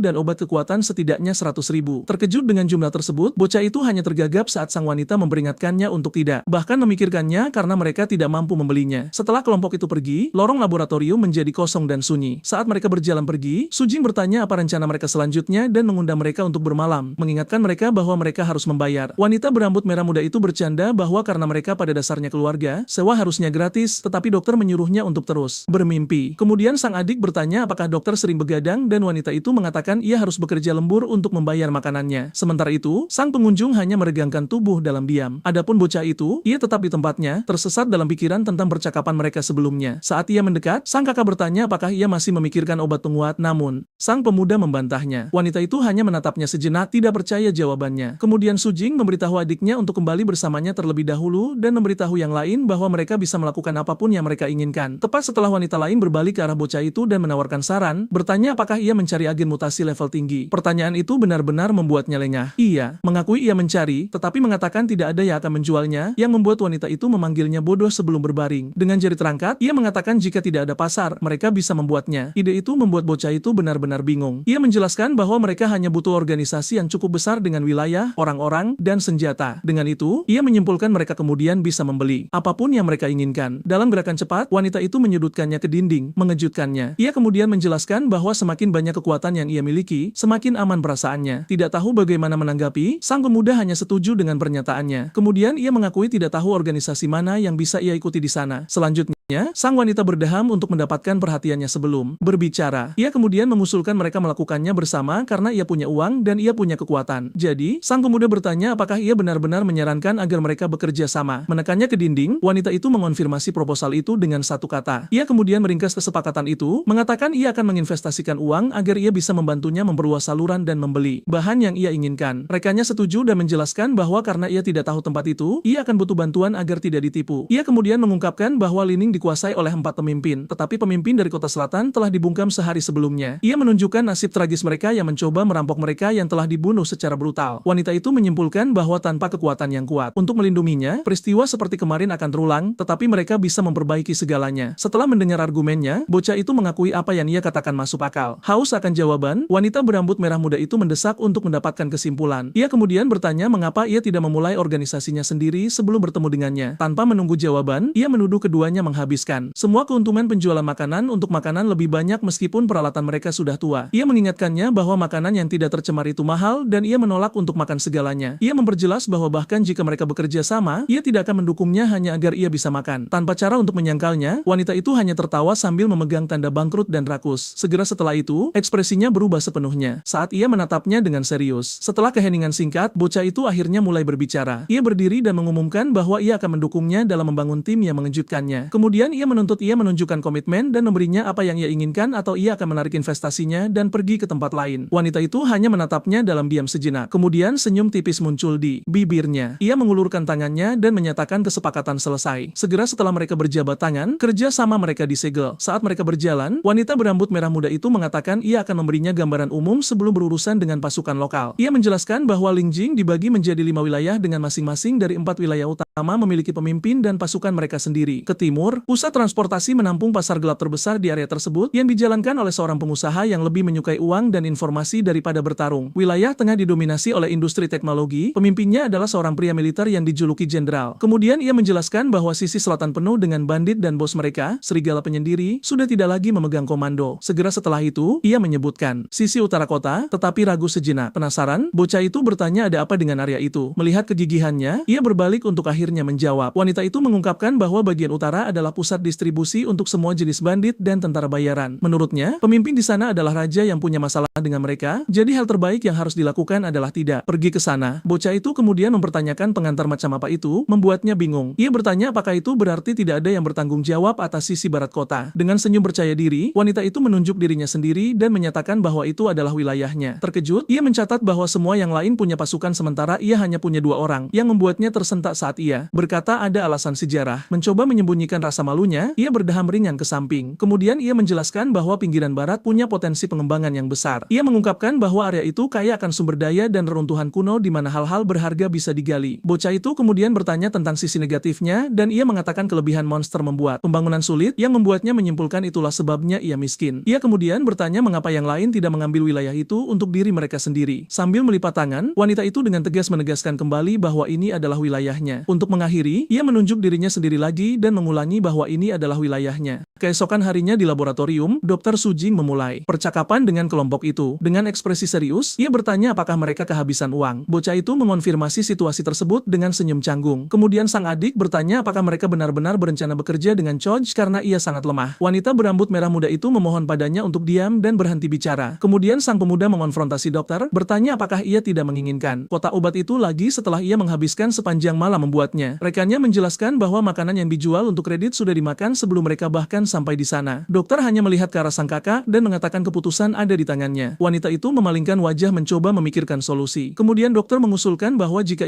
ia bertindak sebagai penjamin, ia akan menerima akun internal, tetapi mengenakan bunga 20% atas hutang tersebut. Rekannya mengeluh tentang tingkat bunga itu, tetapi Su Jing mengancamnya dengan mengatakan, Anda mendapatkan apa yang Anda bayar. Tanpa pilihan lain, ia setuju dengan kesepakatan itu. Setelah mendapatkan barang-barang itu, bocah itu berterima kasih kepada mereka dan berjanji untuk membayar sesegera mungkin. Kemudian kelompok itu mengucapkan selamat tinggal dan pergi sementara sang adik mengatakan ia akan tidur. Pada akhirnya, sang ilmuwan berkomentar bahwa ia tidak berpikir ia akan bersedia memberi mereka kredit. Mereka semua berjalan dalam diam menyusuri lorong laboratorium. Dokter menjelaskan bahwa teman lama secara alami mendapat diskon karena pertimbangan. Sementara itu, drone kuning melayang di sampingnya. Ia berkomentar bahwa para mitra tanpa berencana membangun tim sendiri. Sang ilmuwan mengungkapkan bahwa ia sudah lelah dengan keadaan Lin Jian yang stagnan dan berpikir akan menyenangkan untuk mengacaukan keadaan. Akhirnya, saat ia bersembunyi di koridor, dokter hanya menggumamkan bahwa ia akan menyesali ini nanti. Di jalan kota yang sibuk, kelompok itu mengamati bangunan di sekitar mereka. Kemudian, mitra berambut merah muda itu berbalik ke arah bocah itu dan mengonfirmasi bahwa mereka butuh emas. Ia menjelaskan bahwa ia tidak bisa mendapatkan pasokan secara gratis dan harus berdagang untuk mendapatkannya, yang membuat Song Chio mempertanyakan mengapa mereka butuh begitu banyak emas. Sang pemuda mengungkapkan bahwa selain emas, seni, barang antik juga bisa digunakan dalam perdagangan. Sang adik bertanya mengapa mereka butuh hal-hal tidak berguna seperti itu. Ia hanya berkomentar bahwa kebutuhan markas besar itu mengejutkan, mengutip pepatah tentang bagaimana prioritas berubah setelah perut Anda kenyang. Wanita berambut merah muda itu menunjukkan kekhawatiran, mengatakan bahwa bahkan jika mereka menemukan emas, 3 orang tidak bisa membawa banyak. Ia kemudian menyarankan untuk membelinya dari orang lain di pinggiran barat, tetapi ia segera menolak ide berdagang makanan untuk emas. Setelah berpikir sejenak, sang mitra menyatakan hanya ada satu cara untuk mendapatkan apa yang mereka butuhkan. Dengan penuh tekad, ia menyuruhnya untuk ikut saja dengannya. Segera setelah itu, kelompok tersebut tiba di gang di bagian kota yang lebih sederhana. Seorang pria menyambut mereka dengan senyum, mengatakan itu kunjungan yang langka. Kemudian ia berkomentar bahwa ia tidak menyangka si kembar West Side akan menangani bisnis mereka sendiri, tetapi terputus saat ia mengatakan ia akan langsung ke intinya. Mendengar nama panggilan itu, Song Chao berbisik kepada sang adik, mencoba memahami. Gadis itu hanya memberinya tatapan untuk tetap diam. Kelompok itu kemudian mengamati dari atas gang sibuk yang berfungsi sebagai pasar budak. Bocah itu menatap dalam diam pada pemandangan itu. Kemudian sang mitra mendekati pedagang dan menetapkan ia butuh 12 orang, 8 pria dan 4 wanita, hanya petarung yang terampil. Ia menambahkan pada pesanan bahwa ia juga harus menyediakan semua peralatan yang diperlukan. Akhirnya, sang pemuda menyadari mereka sedang menegosiasikan pembelian budak manusia. Beberapa saat kemudian, konvoi kendaraan militer bergerak melalui area hutan. Di dalam salah satunya, salah satu rekrutan baru menjelaskan kepada pria bahwa mereka telah membeli sekelompok budak di pasar. Kemudian rekan lain menambahkan bahwa orang-orang ini akan bergabung dengan tim Shen Huan sebagai cadangan, anggota dan tenaga kerja. Orang ketiga hanya mengonfirmasi bahwa itulah rencananya. Sang pemuda menyaksikan pemandangan itu dalam diam dari kursinya. Ia segera menyadari tidak ada yang bicara sejak mereka memasuki kendaraan. Keheningan memenuhi mobil sementara sang adik tidur di kursi di sampingnya. Untuk memecahkannya, ia berkomentar betapa tenang suasananya. Sang mitra menjelaskan bahwa dengan hidup dan mati yang tidak pasti, wajar bagi seorang Buddha untuk tidak punya semangat untuk bicara. Bocah itu ingat ia membenci Buddha dan menanyakannya tentang hal itu. Dengan tatapan dingin, wanita itu mengonfirmasi ia membencinya dalam setiap arti kata tersebut. Suasana di dalam kendaraan menjadi berat setelah pernyataannya saat ia tetap mengawasi jalan. Semua orang tetap diam, hanya mendengar dengungan mesin. Bocah itu membuang muka, tidak yakin bagaimana merespons. Untuk memecahkan ketegangan, ia mengumumkan mereka akan pergi ke area pemukiman untuk mengumpulkan apa yang mereka butuhkan dan kemudian membebaskan para Buddha. Terkejut, ia mengatakan membeli dan membebaskan Buddha sepertinya bukan sesuatu yang akan ia lakukan. Sambil tersenyum, sang mitra bertanya apa maksudnya dan mengumumkan mereka telah tiba. Kemudian kendaraan itu berhenti di tengah area. Konstruksi terbengkalai yang penuh dengan puing-puing. Kendaraan konvoi parkir di halaman beton yang dikelilingi bangunan terbengkalai. Saat bocah yang waspada mempertanyakan tempat itu, sang kakak menjelaskan mereka telah menyimpan semua emas yang mudah ditemukan dari desa-desa terdekat di sana. Saudaranya kemudian menginstruksikan bahwa satu pengiriman emas harus dipindahkan terlebih dahulu dan mereka mengambil sisanya nanti. Wanita itu berjalan ke salah satu truk militer. Kemudian ia membuka pintu kendaraan angkut. Sambil memegangnya, sang komandan memerintahkan semua orang untuk segera keluar. Rekrutan baru melihat keluar saat mendengar perintah itu. Kemudian mereka mulai memanjat keluar saat pemimpin mereka mendesak mereka untuk bersiap bekerja. Ia kemudian memerintahkan para pria untuk mengambil peti dari truk dan memberitahu saudari lainnya untuk membawa. Para wanita untuk mengemas segalanya, tidak meninggalkan apapun. Sang adik menerima perintah itu dengan senyum. Sang komandan berbalik ke arah bocah itu dan menyuruhnya memilih apa yang ingin ia ambil terlebih dahulu. Menyaksikan pemandangan itu, ia menggumamkan bahwa si kembar Waside akhirnya menggunakan budak manusia juga. Salah satu rekrutan bertanya kepada yang lain apa imbalan untuk pekerjaan itu. Pria lain mengatakan mereka akan berakhir sebagai tenaga kerja pula. Ia menyimpulkan bahwa selama mereka memakai kalung bom, itu akan menjadi apapun yang diinginkan pembeli. Bahkan umpan meriam. Di sini, sang komandan berbalik dan bertanya apakah mereka pikir ia berbicara omong kosong. Pria itu mengonfrontasinya, bertanya apakah itu bukan kasusnya. Sambil tersenyum, wanita itu mengungkapkan bahwa imbalannya adalah kebebasan mereka lagi. Yang mengejutkannya, rekrutan lainnya bereaksi tidak percaya, bertanya apakah ia bercanda. Sang komandan mengonfirmasi itu bukan lelucon dan bahwa selain kebebasan, mereka juga akan mendapatkan pekerjaan. Tersenyum, ia mengingatkan mereka tidak ada yang namanya makan siang gratis. Salah satu pria bertanya apa yang ia ingin mereka lakukan, tetapi ia hanya mengatakan ia tidak perlu tahu dulu. Akhirnya, ia mengulurkan tangannya dan menawarkan mereka kesempatan untuk mencoba dan melihat apakah apa yang ia katakan itu benar. Segera setelah mereka membuka peti, sang pemuda yang bertekad menemukan beberapa batang emas dan berterima kasih kepada komandan untuk semua materi yang telah mereka kumpulkan. Secara total, mereka telah mengumpulkan hampir 23 kg emas bersama dengan beberapa permata dan patung giok. Bocah itu kemudian mengatakan ia akan mulai dengan peti 6 kg yang akan cukup untuk ditukar dengan banyak hal. Dengan itu, ia tampak mendapatkan ide. Kemudian ia berbalik ke arah kelompok itu dan bertanya apakah mereka ingin makan sesuatu. Sang adik mendaftar beberapa barang sementara sang kakak meminta jamur, sayuran, dan roti. Tersenyum, bocah itu mengatakan ia akan mengonfirmasi pesanan mereka. Ia memberitahu mereka ia akan menulis segalanya dan mungkin butuh waktu lama untuk kembali. Tetapi pemimpin meyakinkannya bahwa ia akan mengawasi tim. Saat ia mengangkat peti itu, ia memperhatikan rasanya anehnya ringan. Saat membawanya, ia berpikir tentang bagaimana teknologi masa depan bisa menghasilkan banyak uang dengan mengirimkan makanan. Sang komandan hanya mengawasinya dalam diam saat ia bersiap untuk pergi. Sang adik bertanya apakah ia sebaiknya tidak mengikutinya. Tetapi sang kakak menjawab bahwa sebagai mitra, mereka harus menghormati privasi satu sama lain dan menyuruhnya datang memberikan imbalan. Gadis itu terkejut dengan rencana kakaknya. Berdiri di puncak tangga, pemimpin menyatakan bahwa Anda tidak meragukan seseorang. Anda cukup menyewa mereka. Di depan para rekrutan, salah satu pria bertanya apakah ia benar-benar akan memberi mereka kebebasan. Salah satu rekrutan bertanya kepada yang lain apakah ia percaya pada segalanya. Ia katakan. Dari puncak tangga, komandan melihat ke bawah ke arah mereka dan memerintahkan semua orang untuk berkumpul. Dengan jari terangkat, ia memberitahu mereka untuk mendengarkan dengan saksama apa yang akan ia katakan. Kemudian ia mengungkapkan bahwa kontrak pengkhianatan mereka juga akan menonaktifkan kalung bom dan bahwa ia akan menepati janjinya. Para rekrutan tetap diam saat ia berhenti sejenak sebelum melanjutkan. Sang komandan kemudian mengumumkan bahwa ia punya proposal untuk dibagikan kepada mereka semua. Di luar, rumah besar itu menonjol di tengah lanskap yang terbengkalai. Salah satu pria bertanya apakah proposal itu untuk membentuk resimen. Saat ia menuruni tangga, sang komandan mengonfirmasi bahwa itulah ide tepatnya. Sambil tersenyum, ia berkata, beberapa dari mereka pasti pernah mendengar reputasi saudari itu. Para rekrutan mengenali mereka sebagai saudari distrik barat yang dikenal sebagai Shen Haan dan Shen Za. Salah satu dari mereka berkomentar mereka adalah selebriti langka yang membenci Buddha tetapi mengikuti doktrin serigala penyendiri. Wanita itu menjelaskan bahwa ia butuh pasukan untuk memperluas bisnisnya dan bahwa mereka semua berbakat. Seorang pria menunjukkan bahwa bahkan non-kombatan punya keterampilan khusus di bidang mereka. Salah satu rekrutan wanita hanya menyaksikan pemandangan itu dalam diam, menunjuk ke arah kelompok itu. Pemimpin mengatakan ia telah membeli mereka sehingga ia bisa menawarkan mereka kesepakatan untuk kebebasan dan karir mereka. Pria itu memahami situasi dan logika di baliknya. Ia berargumen bahwa jika mereka tidak setuju, kalung itu tidak akan lepas dan itu hanya perubahan kata-kata. Menyebutkan kalung membuat rekrutan lain tampak tegang. Sang komandan hanya menatapnya dengan senyum dan bertanya bagaimana ia sampai pada kesimpulan itu. Kemudian ia tertawa dan berkata ada batas sejauh mana Anda bisa meremehkan orang. Dari puncak tangga, ia mengingatkan mereka bahwa pendiriannya tentang Buddha manusia sudah terkenal di Alia Enjang. Ia mengaktifkan perangkat di tangannya untuk membuktikan poinnya. Tersenyum, ia mengatakan ia tidak akan mengingkari janjinya. Tiba-tiba, kalung satu pria terbuka dengan bunyi klik. Kemudian benda itu jatuh dari lehernya, melepaskan kepulan asap. Tindakan tak terduga itu membuat rekrutan lainnya benar-benar terkejut. Sang komandan mengundang semua orang untuk bermalam dan memikirkan proposalnya, memberitahu mereka bahwa mereka akan bebas untuk pergi di pagi hari. Untuk mengakhiri, ia mengedipkan mata dan mengatakan ia menantikan untuk mendengar jawaban Anda. Segera setelah ia pergi, satu pria bertanya apa lagi yang bisa mereka lakukan. Kelompok itu kemudian mendiskusikan situasi tersebut, mengatakan mereka tidak ingin mengikuti jejak saudari itu, tetapi juga tidak ingin pergi dengan tangan kosong. Malam itu kemudian, di salah satu ruangan rumah besar itu, semuanya tenang. Segera setelah itu, salah satu rekrutan diam-diam memasuki ruangan tempat komandan tidur. Ia melihatnya beristirahat nyenyak di tempat tidur. Di luar, rekan bertanya bagaimana keadaannya, dan pria itu mengonfirmasi ia tidur dengan nyenyak. Rekrutan lainnya berkumpul, menyebutnya orang bodoh karena membeli budak dan mengatakan bagaimana si kembar Westside tidak tahu apa yang mereka lakukan. Salah satu dari mereka bertanya apa yang harus mereka lakukan sekarang, dan yang lain menjawab mereka akan mengikat mereka. Pemimpin mereka mengatakan mereka perlu bertanya padanya di mana senjata dan persediaan berada. Tiga pria tertawa bersama tentang rencana yang baru saja mereka buat. Sementara itu, di tempat lain di rumah itu, seorang rekrutan mencengkeram salah satu wanita sementara sang adik bertanya apa yang mereka lakukan. Pria itu mengklaim para saudara berterima kasih atas kebebasan mereka dan ingin memberinya beberapa pelajaran hidup sebagai imbalan. Dengan tatapan serius, bos mereka bertanya apakah ia senang menggigit tangan yang memberinya makan. Rekrutan itu bersikeras ia hanya membalas budi, yang membuat gadis itu benar-benar ketakutan. Pemimpin menatapnya dalam diam, ekspresinya tidak berubah. Ia memperingatkannya untuk tidak melakukan apa yang ia suka dengan seseorang yang tidak menginginkannya, dan pria itu setuju. Akhirnya, rekrutan memintanya untuk mengawasi yang lain dan jangan ikut campur. Ia kemudian melanjutkan alasannya, mengatakan bahwa bagaimanapun juga, dengan seringai, ia menyimpulkan bahwa begitu mereka mendapatkan senjata, mereka bisa melakukan apapun yang mereka inginkan. Segera setelah itu, salah satu pria bergerak diam-diam ke arah kamar tidur utama. Sementara itu, sang komandan tidur nyenyak tidak menyadari pendekatan mereka. Salah satu pengkhianat bersiap untuk memukulnya dengan tongkat saat ia tidur. Kemudian, kelompok pedagang mengepung tempat tidurnya, menyatakan bahwa ini adalah dunia mereka sekarang. Pria lain mengangkat tongkat berduri tinggi ke udara. Dengan kekuatan penuh, ia membawa senjata ke arah wanita itu. Adegan berakhir dengan gerakan serangan terakhir. Pada saat benturan, pria itu merayakan pukulan itu, tetapi pukulan itu menembus lurus melalui tubuh wanita itu. Sambil memegang tongkat, ia mempertanyakan sensasi aneh dari serangan itu. Kemudian sang pengkhianat menyadari ada sesuatu yang tidak beres dengan situasi tersebut. Tongkat itu menembus langsung gambar dirinya, yang mengalami glitch seperti hologram. Terkejut, pria itu berteriak saat ia mengerti itu hanyalah proyeksi. Sang komandan asli mengungkapkan dirinya di kepala tempat tidur saat kelompok itu menatap tidak percaya pada trik tersebut. Menyadari bahaya, ia berteriak agar semua orang keluar, tetapi terkena serangan mendadak. Batuk darah, sang pengkhianat jatuh ke tanah sebelum menyelesaikan kalimatnya. Sebuah suara kemudian menyatakan bahwa ia terlalu lambat. Penyusup lainnya mundur saat melihat rekan mereka yang tumbang saat sang pemimpin menyebut mereka bodoh karena membunuh dan mencuri seperti itu. Duduk di atas rak, ia memegang senjatanya dan berkomentar bahwa ia hampir tertidur karena keterlambatan mereka. Sementara itu, di ruangan lain, salah satu pria mengayunkan pipa logam ke arah sang adik. Sebelum pukulan bisa mendarat, gadis itu menangkap senjata itu dengan tangannya. Bahkan menggunakan semua kekuatan ini, pria itu tidak bisa memindahkan pipa itu 1 inci pun. Kemudian gadis itu membuka matanya dan bertanya apakah mereka tidak bisa sedikit lebih tegas. Dengan jentikan jari-jarinya, ia mengatakan mereka terlalu lambat. Saat salah satu pengkhianat tertawa, yang lain berteriak menuntut untuk tahu mengapa mereka terlalu lama. Pemimpin mereka berkomentar sepertinya mereka tidak terlalu pandai bertarung. Dengan mengancam, seorang pria menyuruhnya untuk terus tertawa. Ia akan segera melihat konsekuensinya. Dengan gerakan cepat, salah satu wanita dibanting secara brutal ke lantai. Berjalan di atas tanah yang ternoda, sebuah suara menarasikan tentang 20 budak dengan keberanian, tetapi tidak punya otak. Sang komandan menambahkan bahwa mereka telah merayap di belakang punggungnya, berdiri di samping sang adik. Ia mengatakan setidaknya ia masih punya beberapa pria yang bisa ia gunakan. Gadis itu menendang pasukan senyas yang telah jatuh ke tanah. Para pria menatap kaget pada benda-benda itu dan bertanya apa itu. Salah satu mengenali tanda pasukan pada jubah mereka. Dengan seringai, pemimpin mereka berkata sepertinya semuanya sudah berakhir. Sang komandan hanya setuju. Dengan jentikan jari-jarinya, ia menyapa semua yang hadir. Dalam gerakan cepat, senjata dilemparkan ke arah pengkhianat yang tersisa. Tersenyum, wanita itu mengumumkan sudah waktunya untuk melanjutkan ke bagian permainan hukuman dan imbalan. Salah satu rekrutan menjerit putus asa saat seorang pria memecahkan lantai dengan kakinya. Pengkhianat lain menendang rekan dan berteriak, bertanya mengapa ini terjadi. Sebuah suara mengejek mereka, memberitahu adik ipar kecil untuk lari. Senjata di tangan, sosok itu mendesak mereka untuk lari lebih cepat. Sang komandan kemudian mengungkapkan dirinya dan memperingatkan mereka untuk lari lebih cepat. Sambil tersenyum, ia mengejek bahwa serigala besar yang jahat akan menangkap mereka dari belakang. Salah satu pria bersiap dengan tongkat. Ia berteriak agar rekannya menyerang saat itu juga. Dalam gerakan cepat, ia menerjang dan mengayunkan tongkat ke arahnya. Serangan itu diblokir, membuatnya benar-benar terpaku. Ia menyadari tongkat itu telah dihentikan oleh energi yang memancar dari zirahnya. Dengan kedipan, wanita itu mulai mengajukan pertanyaan. Ia kemudian bertanya apakah mereka lupa apa itu zirah tubuh. Tanpa ragu, sang pemimpin menembaknya. Pada detik terakhir, anak panah kecil menyerempet masa lalunya. Kesal, komandan mengeluh bahwa ia bahkan belum memberi mereka senjata atau zirah, namun mereka masih mencoba membunuhnya. Rekrutan yang tersisa hanya menatapnya dalam diam. Pemimpin mereka bertanya apakah reaksinya tidak sedikit berlebihan. Wanita itu hanya memberinya tatapan serius. Ia menjelaskan bahwa jika ia tidak mengantisipasi situasi tersebut, ia akan menjadi orang yang terkapar di tanah dan mereka tidak punya hak untuk mengeluh tentang kematian. Sang komandan menyimpulkan bahwa setiap orang bertanggung jawab atas pilihan mereka sendiri. Pria itu mengatakan bahwa jika mereka akan bekerja sama, ia perlu memahami bagaimana ia melakukan berbagai hal. Saat pengkhianat yang tersisa melarikan diri, sebuah suara berkomentar bahwa satu kebaikan dibalas kebaikan lain. Kemudian tubuh tanpa kepala jatuh dari bangunan, menggelinding di tanah. Sementara pengkhianat terakhir melindungi rekannya, ia tiba-tiba ditikam dari belakang. Dari balkon, Shen Juan muncul, mengarahkan senjatanya untuk menyelesaikan pekerjaan. Sementara itu, lebih jauh, dua pengkhianat lain yang melarikan diri terengah-engah di antara puing-puing. Keheningan malam hanya dipecahkan oleh tetesan darah di aspal. Pria itu berdiri sementara rekannya merosot karena kelelahan. Lega, sang pelarian berbisik pada dirinya sendiri bahwa ia akhirnya melarikan diri. Kemudian ia bertanya apa yang harus mereka berdua lakukan sekarang. Tiba-tiba, rekannya diserang oleh mutan dan menjerit putus asa minta tolong. Wanita itu berdiri mematung, menyaksikan pemandangan itu. Kemudian ia tersandung ke belakang, memohon bantuan, mengatakan ia tidak ingin mati. Saat ia berbalik, ia melihat kawanan mutan mendekat. Matanya melebar saat ia berhadapan dengan ancaman yang mendekatinya. Sesosok makhluk raksasa menjulang di atasnya, menutupi cahaya rembulan. Yang bisa ia lakukan hanyalah mengeluarkan jeritan teror terakhir. Monster itu membuka rahangnya untuk melahapnya saat korban hanya mampu membisikkan doa terakhir. Sementara itu, tersembunyi di dekat sana, dua pengkhianat lainnya mengawasi adegan itu dari jauh, berusaha agar tidak terlihat.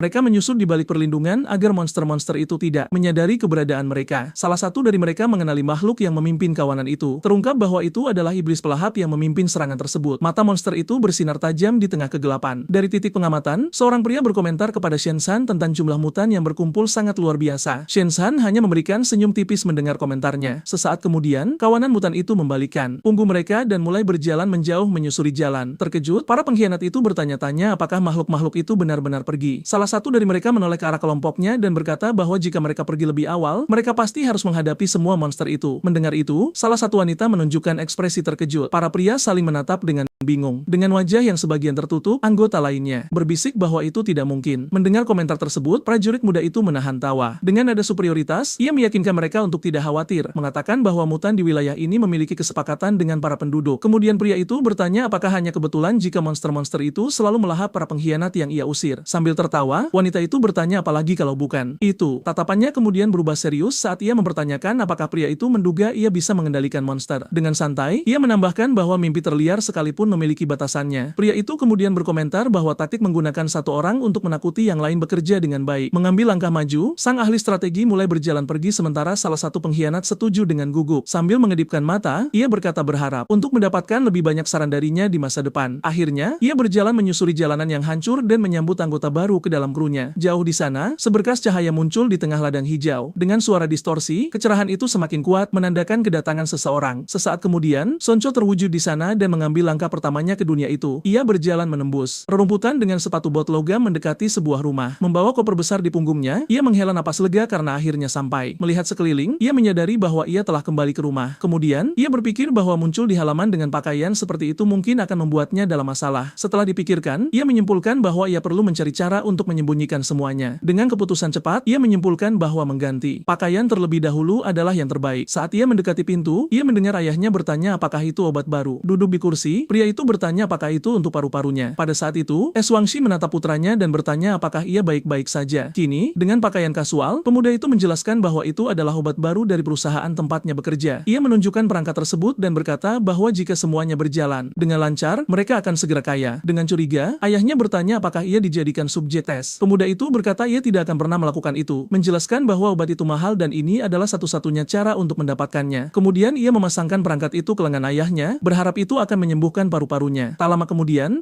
Wangxi mengepalkan tinjunya dan bercanda bahwa ia merasa seperti Superman. Putranya diam-diam memperhatikan reaksinya dengan cermat. Pria itu kemudian menasihatinya untuk tidak mencampuri urusannya, tetapi jangan pernah mengkhianati nuraninya. Si hanya menahan senyum saat ia memproses nasihat itu. Akhirnya, ia berbalik untuk pergi dan memberitahu ayahnya agar tidak khawatir. Ia akan kembali bekerja. Tak lama kemudian Song Chao pergi ke jalan komersial dan berhenti di depan sebuah toko barang antik. Tanda di fasad bangunan itu terlihat mencolok. Di dalamnya, ia membuka koper yang memperlihatkan 6 batang emas. Pemilik toko, Bos Jewu terkejut melihat isinya. Pemuda itu memintanya menghitung harga untuk total 6 kilo emas. Pedagang itu mengambil salah satu batang untuk memeriksanya dengan teliti. Setelah analisis singkat, ekspresinya menjadi serius dan curiga. Bos Ju bertanya apakah pemuda itu melakukan sesuatu pada batang-batang emas tersebut. Dengan bingung, Secha menjawab bahwa ia membawanya langsung ke toko. Pedagang itu merenung bahwa meskipun emas tidak memiliki kode, pemuda itu sepertinya tidak berbohong. Ia memutuskan untuk menutup koper dan berkata akan mengambil semuanya. Kemudian ia menyatakan hanya bisa membayar 250 yuan per gram, yang membuat Song Chow bertanya mengapa. Pemilik toko membenarkannya dengan mengatakan bahwa ia hanya membantu mengumpulkan emas sebagai uang muka. Ia mengonfirmasi pembayaran melalui transfer di ponselnya. Melihat layarnya, Song Chow memutuskan bahwa lain kali ia akan fokus pada penjualan kembali karya seni. Tiba-tiba, ia teringat sesuatu yang perlu ia lakukan. Ia berbalik dan bertanya kepada Bos Jul di mana ia bisa menemukan dealer mobil. Pedagang itu berkata bahwa karena kotanya kecil, ia bisa merekomendasikan tempat yang bagus. Ia memberikan kartu dari toko tempat ia membeli mobilnya sendiri, lalu menyarankan pengunjung itu pergi ke sana untuk melihat-lihat. Segera setelah Cha pergi, pedagang itu mengirim pesan ke kontak menanyakan apakah ada pencurian emas baru-baru ini. Ali berpikir tentang bagaimana tidak ada catatan kejahatan dan tidak ada cara untuk melacak asal emas tersebut. Bersandar di kursinya, ia mengakui bahwa berbisnis dengan Song Cha sangat menegangkan. Akhirnya, ia memutuskan tidak akan pernah terlibat dalam kesepakatan seperti itu lagi. Tiba di dealer, sang pelancong berjalan ke ruang pamer dan menyapa mereka. Seketika, ia menyatakan secara langsung bahwa ia ingin membeli mobil. Pada saat itu, seorang wiraniaga mendekat dan menawarkan untuk menunjukkan model-modelnya. Manajer penjualan, Chen Ya, memperkenalkan dirinya secara formal kepada pelanggan. Tur kendaraan dimulai dengan sebuah SUV putih. Selanjutnya, mereka melewati model mobil konvertibel mewah. Sebuah mobil sport emas juga dipajang di aula utama. Manajer menjelaskan bahwa mereka memiliki lini terlengkap dan bertanya berapa anggarannya. Song berpikir sejenak sebelum menjawab pertanyaan itu. Kemudian ia mengatakan anggaran awalnya adalah 1 juta yuan yang mengejutkan wiraniaga tersebut. Bingung dengan reaksinya, ia bertanya apa yang salah, tetapi wanita itu dengan gugup menyangkalnya. Manajer kemudian mencoba mendapatkan kembali ketenangannya dan menyembunyikan keterkejutannya. Setelah pulih, ia bertanya apakah ada model spesifik yang diinginkannya. Pada saat itu, ponsel pemuda itu mulai bergetar di sakunya. Ia meminta waktu sejenak dan menjawab panggilan tersebut. Di ujung lain, suara asing bertanya apakah ini Song Chow. Ia mengonfirmasi identitasnya dan bertanya siapa yang berbicara. Sahabat-sahabat Shuku memperkenalkan diri dan berkata mereka perlu memberitahunya sesuatu. Setelah mendengar apa yang mereka katakan, ekspresinya berubah total. Dengan nada serius, ia berterima kasih atas informasinya dan berkata ia mengerti. Begitu panggilan berakhir, ia memasukkan kembali ponselnya ke saku. Manajer mendekat dan ia berbalik untuk berbicara langsung kepadanya. Dengan mendesak, ia bertanya apakah ada mobil yang bisa ia bayar dan diambil segera. Sesaat kemudian, sebuah SUV putih melesat keluar dari dealer dengan kecepatan tinggi. Kendaraan itu memekik di tikungan tajam, ban menderit, berakselerasi lebih kencang lagi. Mobil itu menghilang di cakrawala kota. Dengan tangan tetap stabil di kemudi, ia fokus sepenuhnya pada jalan. Saat ia berkendara, pemuda itu menggumamkan nama suku dengan keras. Di telepon, Xiao menjelaskan bahwa seorang pria kaya dengan reputasi buruk telah mengejar Shuixu, tetapi dia telah menolaknya. Dia kemudian mengungkapkan bahwa pria itu menawarinya uang untuk pergi ke tempat karaoke, memintanya untuk tidak memberitahu keluarga. Mendengar ini, Sang Chowo mengatupkan giginya saat temannya mengakui bahwa dia merasa situasi itu tidak pantas. Sudah di dalam mobil, ia segera bertanya kepada Zhou Yu apakah ia tahu kemana mereka pergi. Begitu ia mendapatkan jawabannya, kendaraan itu melaju kencang dan melakukan drift di tikungan dengan kecepatan tinggi. Dengan ekspresi tekad, ia tetap fokus pada jalan di depan. Tak lama kemudian, ia berhenti di depan gedung karaoke Heaven and Earth. Saat ia masuk, resepsionis menyapanya di meja depan. Salah satu karyawan mencoba menarik perhatiannya, menunjuk arahnya, namun mengabaikannya. Pemuda itu hanya melompati konter sementara para resepsionis berteriak agar ia berhenti. Ia berlari menyusuri lorong, mengabaikan permohonan agar ia tidak menerobos masuk seperti itu. Saat ia maju, matanya memindai dari sisi ke sisi. Pencariannya membawanya berhenti di depan pintu tertentu. Tanpa ragu, ia mendobrak pintu dan berteriak, Song Wangsu. Di dalam, seorang pria bertubuh kekar memegangi lengan gadis itu. Terkejut, ia mengenalinya dan memanggilnya kakak. Tangannya gemetar di bingkai pintu saat ia mulai menginterogasinya. Ia menuntut penjelasan tentang apa yang terjadi di tempat itu. Adegan melebar, memperlihatkan interior ruang karaoke yang mewah. Beberapa pria duduk di sekitar sofa menatapnya. Pria yang memegangi gadis itu berbalik dan bertanya siapa dia. Song Wangu kemudian juga bertanya apa yang dilakukan kakaknya di sana. Sambil menyeringai, preman itu menjentikan jarinya dan memanggilnya adik ipar. Mendengar itu, tatapan pemuda itu mengeras saat pria itu berkata iya, datang tepat pada waktunya. Kemudian, preman itu memerintahkannya untuk berdiri di sana dan menonton saat mereka memberi pelajaran pada adiknya. Membalikkan punggungnya, pemuda itu mengulangi, adik ipar, dengan nada menghina. Seketika, adiknya menjerit memintanya untuk lari dan menelepon polisi. Salah satu pria melangkah maju dengan ancaman, menyuruhnya untuk diam agar mereka tidak tidak perlu mengejarnya. Sebelum ia bisa bereaksi, sebuah tinju terbang ke arah wajahnya. Dalam sekejap, Song Chao membalas dengan pukulan langsung yang membuat pria itu jatuh tersungkur ke lantai. Preman itu terbaring di karpet dengan wajah memar. Pemandangan itu membuat pemimpin geng dan Song Wangu benar-benar terpana. Dua antek lainnya dengan cepat menyerangnya pada saat bersamaan. Mengamati mereka, pemuda itu memperhatikan betapa lambat gerakan mereka. Ia bahkan bertanya-tanya apakah mereka hanya berpura-pura berkelahi. Memanfaatkan celah, ia melayangkan pukulan ke wajah lawan pertama. Kemudian ia melumpuhkan pria kedua, bertanya-tanya apakah ini kekuatan modifikasi genetik. Meninggalkan keduanya tidak sadarkan diri di tanah, ia berbalik dan meminta maaf singkat. Dengan aura yang terbentuk di sekitarnya, ia menghadapi sang pemimpin dan bertanya apa yang ia katakan tadi. Saat Mike jatuh, adegan beralih ke jalan kota yang sepi. Di luar, Song Wangu memperhatikan kakaknya yang tampak sedang memproses apa yang baru saja terjadi. Saat mereka berjalan, ia memanggilnya kawan Song Wangu dan dia bertanya apa yang salah. Dalam kilas balik, gadis itu bertanya kapan ia menjadi petarung yang begitu hebat hingga bisa mengalahkan 6 pria. Kemudian dia mengangkat alat perekam dan ia bertanya mengapa. Dia membawanya, mengira dia berada di pihak mereka. Kembali ke masa kini, dia berkata dia perlu melindungi dirinya sendiri, tetapi ia membalas bahwa seharusnya dia tidak pergi ke sana. Terkejut, dia membeku ketika ia bertanya apakah dia tidak pergi ke sana hanya untuk bermain rumah-rumahan. Memalingkan wajahnya, adiknya mencoba membenarkan diri, mengatakan bahwa itu bukan niatnya, tetapi ia bersikeras agar dia menatap langsung ke matanya. Dihadapkan dengan keseriusannya, dia akhirnya mengakui bahwa sebenarnya dia telah berencana untuk pergi dengan pria itu saat dia setuju untuk bertemu dengannya di sana. Pengakuannya membuat San Chao benar-benar terpana. Dia kemudian menjelaskan bahwa dia membuat keputusan itu karena keluarga mereka terlilit hutang dan dia bukan lagi gadis muda. Dengan senyum tipis, dia menambahkan bahwa karena dia tidak jelek, dia tidak akan berada dalam kerugian. Setelah itu, dia berkata dengan cara ini, ia tidak perlu khawatir lagi dan bisa kembali belajar di perguruan tinggi. Pemuda itu terdiam beberapa saat. Kemudian ia bertanya apakah pria itu akan menjadi adik iparnya jika ia tidak muncul. Dengan ekspresi serius, sang kakak dengan tegas berkata itu pasti tidak akan pernah terjadi lagi. Memegang alat perekam, adiknya bertanya, apakah orang-orang itu akan mengejar mereka karena ini? Khawatir, ia mengakui bahwa ini adalah satu-satunya hal yang tidak aman. Ketakutan, dia berlari ke arahnya menanyakan apa yang harus mereka lakukan, dan ia menyuruhnya untuk ikut agar ia bisa menunjukkan sesuatu. Sudah berada di tempat parkir, ia menyatakan bahwa untuk mencegah pembalasan, ia sekarang memiliki kekuatan dan uang. Berdiri di depan beberapa mobil, ia berkata bahwa seperti yang bisa dia lihat, ia kuat sekarang. Di depan sebuah mobil putih, ia menjelaskan bahwa ia mendapatkan pekerjaan paruh waktu yang bagus, yang memberinya uang sekaligus mobil. Tidak percaya, adiknya bertanya apakah itu bus, sementara ia berjanji akan memberikan keluarga kehidupan terbaik yang mungkin. Dengan tangan di kap mobil, ia berkata mereka tidak perlu khawatir tentang uang atau bergantung pada orang lain lagi. Dengan tekad, ia menyatakan bahwa ia akan menepati janjinya untuk membawa mereka keluar dari situasi ini. Seketika, adegan beralih ke gerbang yang terbuka di tempat lain. Kemudian, gambar mengungkapkan rumah dengan halaman di lingkungan pedesaan. Di dalam tempat baru itu, ia mengumumkan bahwa sesuatu yang penting akan segera terjadi. Di sampingnya, adiknya dengan gugup bertanya apakah prosedur itu akan menyakitkan. Menjamin, dia tidak akan sakit sama sekali. Ia menekan suntikan ke lengannya. Sambil mengamati lokasi suntikan, ia menjelaskan bahwa itu adalah obat untuk memperkuat sistem kekebalan tubuh. Curiga, gadis itu dengan cepat bertanya apakah ia juga telah menggunakannya pada ayah mereka. Kakaknya mengonfirmasi sambil mengambil alat suntik lain dari kotak. Sambil memberi isyarat, dia bertanya apakah ini jenis obat imunitas baru, dan ia menjawab, iya. Adiknya kemudian berasumsi perusahaannya pasti bergerak di bidang farmasi, tetapi ia mengklarifikasi bahwa itu adalah uji klinis obat yang dikembangkannya sendiri. Wahyu itu membuatnya benar-benar terkejut sekali lagi. Dia bertanya apakah ia telah menggunakan obat itu pada dirinya sendiri, dan ia hanya menjawab bahwa teknologinya sudah matang. Menutup kotak itu, ia menjelaskan bahwa masih belum cukup sukarelawan untuk menguji obat itu dan merilisnya ke pasar. Dengan gambaran Shenzhen di benaknya, ia berkata ia mengenal pemilik perusahaan yang dapat dipercaya dan telah memberinya mobil serta banyak uang. Kemudian ia mengaku kepada adiknya bahwa pada awalnya ia memberikan keraguan yang sama seperti dia dan hampir menolak. Tak lama kemudian, ia mengakui bahwa tawaran yang ia terima terlalu bagus untuk diabaikan. Meski begitu, sang adik datang di belakangnya, memperingatkan bahwa akan lebih baik untuk berhati-hati. Tetapi ia hanya menjawab bahwa ini terjadi karena mereka miskin. Pada saat itu, pesan dari teman sekelasnya Meo King tiba, dan adiknya dengan penasaran melihat layar. Teks itu adalah undangan untuk reuni kelas, tetapi ia ingat bahwa penyelenggaranya bukan orang yang menyenangkan. Jauh di sana di sebuah kantor, Meo King sendiri sedang membaca undangan itu di ponselnya. Dengan jijik, ia bertanya-tanya siapa yang punya waktu untuk itu selama periode yang begitu sibuk. Tiba-tiba, wanita itu tampaknya punya ide saat dia mempertimbangkan kembali pesan tersebut. Dengan ekspresi baru, dia berhenti dan merenung sejenak. Kemudian dia melepas kacamatanya. Memegang ponselnya, dia memutuskan dia bisa menggunakan reuni itu untuk merekrut seseorang dalam keadaan darurat. darurat. Keesokan harinya, Sanche terlihat lagi di dalam mobilnya. Bersandar di setir, ia menghela napas lelah. Ia bergumam bahwa ia masih di sini. Kembali di rumah, ia melihat lagi undangan reuni di ponselnya. Di sampingnya, adiknya menyemangatinya untuk pergi menemui teman sekelasnya. Dia memperhatikannya dengan saksama. Tanpa mengalihkan pandangan dari layar, ia menolak, mengklaim pekerjaan lebih penting daripada permainan sosial. Adiknya memarahinya, mengatakan ia berpikiran sempit. Dia kemudian mengingatkannya bahwa banyak teman sekelasnya belajar kedokteran. Dia menyarankan itu akan menjadi kesempatan yang baik untuk memperluas jaringannya karena perusahaannya bekerja di bidang medis. Pemuda itu berpikir dalam diam, sadar ia tidak bisa mengungkapkan obat itu berasal dari masa depan. Setelah menghela napas, ia akhirnya menyerah dan mulai bersiap untuk pergi. Sambil berkendara ke tempat itu, ia mengakui bahwa argumen adiknya masuk akal. Bersandar pada mobilnya di tempat parkir, ia memutuskan untuk mencoba mendapatkan beberapa kontak penjualan sebelum pulang. Pada saat itu, pantulan Nyoking muncul di jendela kendaraan terdekat. Di dalam mobil, dia mengenalinya saat dia lewat. Sopir bertanya apa yang salah, tetapi dia hanya mengatakan tidak ada apa-apa. Kemudian dia keluar dari mobil. Dia memberitahu sopir dia akan menelepon saat sudah selesai, dan sopir itu berkata akan menunggunya. Sebelum berjalan pergi, dia memberikan satu pandangan terakhir ke belakangnya. Sementara itu, Song Chao menunggu sendirian di dalam lift. Tanpa sepengetahuan mereka, keduanya berada di gedung yang sama untuk acara yang sama. Saat adegan beralih ke langit berbintang, ia hanya berharap ini tidak akan membuang-buang waktu. Di ruang perjamuan, prasmanan disiapkan untuk menyambut para tamu. Kemudian, seorang pria berjas putih muncul di resepsi dan mengundang semua orang masuk. Begitu ia melihat Song Cha, sang tuan rumah mengenalinya dan berjalan mendekat dengan senyum mengejek. Ia berkomentar bahwa ia masih terlihat miskin.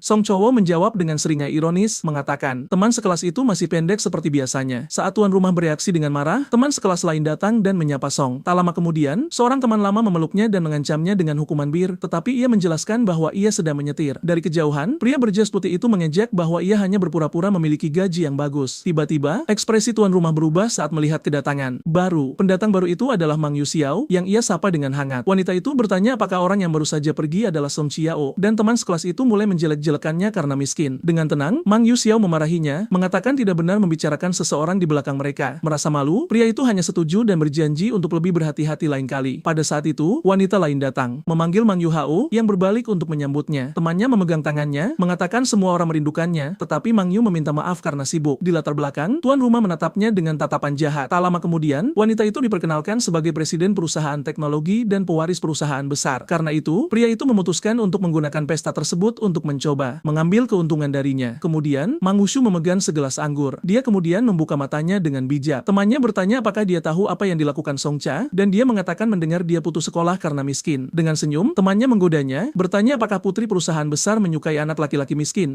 Tetapi dia menyangkalnya. Mang Yua tetap diam beberapa saat. Membalikan punggungnya, dia berkomentar bahwa dia melihat mobil yang ia kendarai dan mencatat itu model yang cukup mahal. Mengabaikan topik tersebut, dia memilih untuk fokus mencari bakat menjanjikan di acara itu sebagai gantinya. Jadi, temannya menyarankan dia bertanya kepada anak laki-laki yang tertarik pada penelitian ilmiah tentang pengalaman dalam penelitian bio. Duduk di meja, seorang pria menolak gagasan itu, mengatakan tidak ada magang penelitian yang tersedia saat ini. Tak lama kemudian, seorang pria pirang menawarkan untuk menanyakan profesor untuknya nanti. Sementara itu, Mang Yuja tetap berada di aula dikelilingi tamu lain. Dengan ekspresi kecewa, wanita muda itu hanya menghela napas, bersandar di pilar, dia bertanya-tanya apakah dia terlalu serakah. Melihat pantulannya, dia berpikir bahwa mereka bahkan belum mencapai tahun terakhir atau menyelesaikan tugas mereka. Jadi, dia mempertanyakan apakah dia naif berpikir dia bisa menemukan seseorang untuk membantu. Memutuskan untuk makan cepat dan pergi, dia mendengar seseorang meneriakkan nama di latar belakang. Tuan rumah menawarkan bir kepada pemuda itu, bersikeras dia minum dan menyuruhnya untuk tidak berbohong tentang menyetir. Di dekatnya, pria lain memperhatikan adegan itu dengan tatapan jahat. Kemudian, tuan rumah melirik ke arah Mang Yu. Pada saat itu, dia pikir dia bisa menunjukkan sisi terbaiknya jika dia berhasil mengalahkan Song. Dia terus memaksa minum ke arahnya, tetapi pemuda itu mengabaikannya sepenuhnya. Kemudian tamu lain merangkul bahu San Chio, menawarkan untuk mengantarnya pulang karena dia alergi alkohol. Lelah dengan desakan tersebut, pemuda itu menggaruk kepalanya. Kemudian ia mengambil minuman yang ditawarkan. Tanpa pilihan lain, ia setuju untuk minum satu saja. Tuan rumah tersenyum, mengungkapkan dia telah mencampuri minuman itu untuk memberikan pertunjukan. Kedua pria itu menghabiskan gelas mereka pada saat yang sama. Minuman itu dikosongkan dalam sekali teguk oleh keduanya. Sementara Song Chao dengan tenang menghabiskan miliknya, tuan rumah mulai merasa sakit. Sesaat kemudian, pria itu jatuh ke lantai dan mulai muntah di tengah aula. Terkejut, temannya mengomentari ketahanannya dan Song Chao mengaitkannya dengan latihan kerja. Tidak mengerti, ia menyadari ia tidak mabuk dan bertanya-tanya apakah itu efek obat genetik. Adegan beralih ke meja makanan dan minuman di pesta. Dengan wajah memerah, tuan rumah bergumam bahwa itu tidak adil. Kemudian ia berdiri berteriak bahwa situasi tidak adil. Tak lama kemudian, ia menerjang Song Chiao mengeluh bahwa tidak ada yang menyukainya sementara temannya mencoba menahannya. Bingung dengan reaksinya, Song Che tidak mengerti apa yang terjadi. Ia bertanya apakah ia telah menyinggungnya, tetapi pria itu hanya berteriak tentang sikapnya. Saat penyerang berteriak bahwa ia harus merendahkan diri, pria lain menyeretnya pergi. Temannya memberitahu Song Chao untuk pergi dan mencari tempat lain. Dari kejauhan, Mang Yu memperhatikan keributan itu dengan terkejut. Di sisinya, temannya bertanya apa yang dilakukan orang-orang itu. Kemudian percakapan mereka berubah dengan temannya bertanya apakah dia menemukan kandidat, tetapi Yu berkata tidak. Dia mengakui dia mulai merasa sedikit putus asa, dan pada saat itu, ponselnya mulai bergetar. Tiba-tiba, dia menyadari. Dia menerima panggilan. Melihat layar, dia melihat itu ayahnya dan bertanya-tanya apakah ada sesuatu yang salah. Dia dengan cepat meminta maaf kepada temannya dan melangkah menjauh untuk menjawab. Begitu dia mengangkat, dia bertanya apa yang terjadi. Di ujung lain, ayahnya menyuruhnya mencari tempat yang tenang. Dia bilang dia punya sesuatu yang penting untuk diberitahukan padanya dan dia pergi ke kamar mandi wanita. Di dalam, dia setuju untuk mendengarkan. Bersandar di wastafel, dia bertanya apakah ada sesuatu yang salah. Di telepon, ayahnya memintanya untuk tenang dan mendengarkan dengan saksama. Kemudian, dia mengungkapkan bahwa perusahaan telah memutuskan untuk memotong proyek penelitian dan pengembangan yang dia pimpin. Adegan berfokus pada interior kamar mandi. Berdiri di depan cermin, wanita itu menerima berita bahwa Dewan telah memutuskan untuk membatalkan proyek penelitiannya. Dia menarik napas dalam-dalam mencoba memproses informasi tersebut. Duduk di konter, dia bertanya apa yang terjadi, tetapi ayahnya hanya mengonfirmasi apa yang sudah dia dengar. Melalui telepon, dia menjelaskan bahwa arus kas grup dalam bahaya dan kurangnya hasil lab menciptakan tekanan berat. Saat mendengarkan, dia menyadari ayahnya tidak bisa lagi menahan pendapat dewan direksi lainnya. Dia mengingatkannya bahwa satu-satunya cara perusahaan untuk maju adalah penelitian dan hanya investasi besar yang bisa memberi mereka kesempatan. Meninggikan suaranya, dia berteriak bahwa dia sudah tahu semua yang dia katakan. Ayahnya dengan tenang menjawab bahwa kali ini mereka tidak punya pilihan selain menyerah. Menatap keluar kota, dia menambahkan bahwa kenyataan itu kejam dan mereka harus memikirkan karyawan terlebih dahulu. Setelah mendengar permintaan maafnya, dia tetap duduk di konter dengan kepala tertunduk. Dengan mata berkaca-kaca, dia memohon ayahnya untuk memberinya 3 bulan lagi. Dia berjanji akan memberi dewan penjelasan tentang eksperimen dengan obat perbaikan genetik. Setelah terdiam sejenak, ayahnya berkata dia mengerti. Meninggalkan kamar mandi, Mang Yushu berkata dia akan melakukan yang terbaik untuk memperbaiki situasi. Dengan ekspresi serius, dia berjalan pergi setelah panggilan itu. Saat dia lewat, dia tidak melihat pergerakan di pintu kamar mandi pria di dekatnya. Dari dalam, Song Chao diam-diam melangkah keluar, sadar dia seharusnya tidak menguping. Di lorong, ia bersandar di dinding dan mengulangi kata obat genetik pada dirinya sendiri. Masih di dalam kamar mandi, ia mengulangi kata-kata agen genetik dengan suara lirih. Dengan tangan di wastafel, ia ingat bahwa grup keluarga Mangusiao bergerak di bidang farmasi. Kemudian, ia menghubungkan titik-titik itu dan menyadari dia dalam masalah karena penelitian genetik. Sebuah ide mulai terbentuk di benaknya. Ia mempertimbangkan kemungkinan. Mengintip keluar pintu, ia berpikir tentang mencoba menjual obat Dr. Esusu kepadanya. Bertekad, ia kembali ke aula pesta untuk mencoba peruntungannya. Saat ia mendekat, ia melihat tuan rumah yang mabuk mengonfrontasi Mang Yu dan temannya, yang bertanya apa yang salah. Pria itu berteriak padanya untuk meminum minuman yang ia tawarkan. Dengan ekspresi tidak nyaman, ia mencoba menolak gelas itu, tetapi pria itu mendorongnya ke arahnya, menyuruhnya untuk berhenti bersikap konyol dan minum. Wanita itu terkejut dengan desakannya. Dengan tatapan mengancam, si pemabuk bertanya apakah dia pikir dia terlalu baik untuk minumannya. Mengepalkan tinjunya, wanita muda itu menunjukkan iritasinya. Pada saat itu, Song Chao melangkah masuk dan mengonfrontasinya tentang situasi tersebut. Teman berambut merah muda berteriak pada si pemabuk untuk fokus. Kemudian, teman sekelas lain menyuruh Miking untuk diam. Tuan rumah berteriak agar semua orang menyingkir karena ia hanya ingin dia minum anggur. Lelah dengan adegan itu, tangan Mang Yus menegang menjadi tinju. Pada saat itu, Song Chil meletakkan tangan di bahunya dan memanggilnya perwakilan kelas. Dia menatapnya dengan saksama. Kemudian ia berkata ia mendengar dia tertarik pada produk genetik. Dengan tangan masih di bahunya, pemuda itu bertanya apakah dia mau bersikap baik. Menjauh dari keributan, ia memberi syarat dan mengundangnya untuk berbicara secara pribadi. Di depan semua orang, ia bertanya apakah ia bisa berbicara dengannya tentang produk genetik. Proposal itu membuatnya tampak terkejut. Dengan senyum, ia menekankan bahwa ia ingin mendiskusikan proyek pengembangan produk genetik grupnya. Tidak yakin bagaimana harus bereaksi, wanita muda itu hanya menatapnya. Kemudian dia berbalik ke temannya dan berkata dia perlu mendiskusikan bisnis dengan Song Chao. Saat dia berjalan pergi, dia memberitahu temannya dia akan menelepon nanti, meninggalkannya. Temannya mencoba memanggilnya kembali, tetapi gagal. Frustrasi, gadis itu hanya memperhatikan saat ia membawanya pergi. Di latar belakang, tuan rumah yang mabuk mengutuk Song Chao karena ikut campur. Saat mereka berjalan pergi, Song Chao berkomentar tentang obsesi aneh yang dimiliki teman sekelas itu terhadap keuangannya. Sementara itu, pria itu terus ditahan oleh tamu lain. Dengan wajah merah, ia berteriak bahwa Song Chao mencuri kesempatannya untuk mengesankan Mang Yu. Ia bersumpah tidak akan membiarkannya lolos. Sesaat kemudian, adegan beralih ke tempat parkir gedung. Keduanya berjalan berdampingan menuju mobilnya. Ketika mereka tiba, dia berterima kasih padanya atas bantuannya, dan ia menatapnya dengan terkejut. Dia mengakui bahwa ia telah turun tangan untuk membantunya. Kemudian dia menyarankan ia kembali ke pesta dan mengatakan dia akan pergi. Bingung, ia bersikeras bahwa ia benar-benar ingin berbicara dengannya. Melihat kegigihannya, dia berbalik dan bertanya apa yang ia inginkan. Ia mengungkapkan ia bekerja untuk perusahaan yang sudah memiliki sampel sampel agen genetik dan mengakui ia mendengar panggilannya. Ia bertanya apakah dia tertarik untuk berkolaborasi, tetapi wanita muda itu mengepalkan tinjunya dan menyuruhnya mengulanginya. Mang Yushu kemudian berkata dia berterima kasih atas bantuannya dan tidak akan menuntutnya karena mencuri rahasia dagang. Menatap ke bawah padanya, dia menyuruhnya untuk tidak meremehkan pekerjaan orang lain. Hei semuanya, apakah kalian menikmati ceritanya? Aku sangat menyukainya. Jika kalian ingin mengikuti bagian selanjutnya, pastikan untuk berlangganan saluran ini dan tinggalkan like.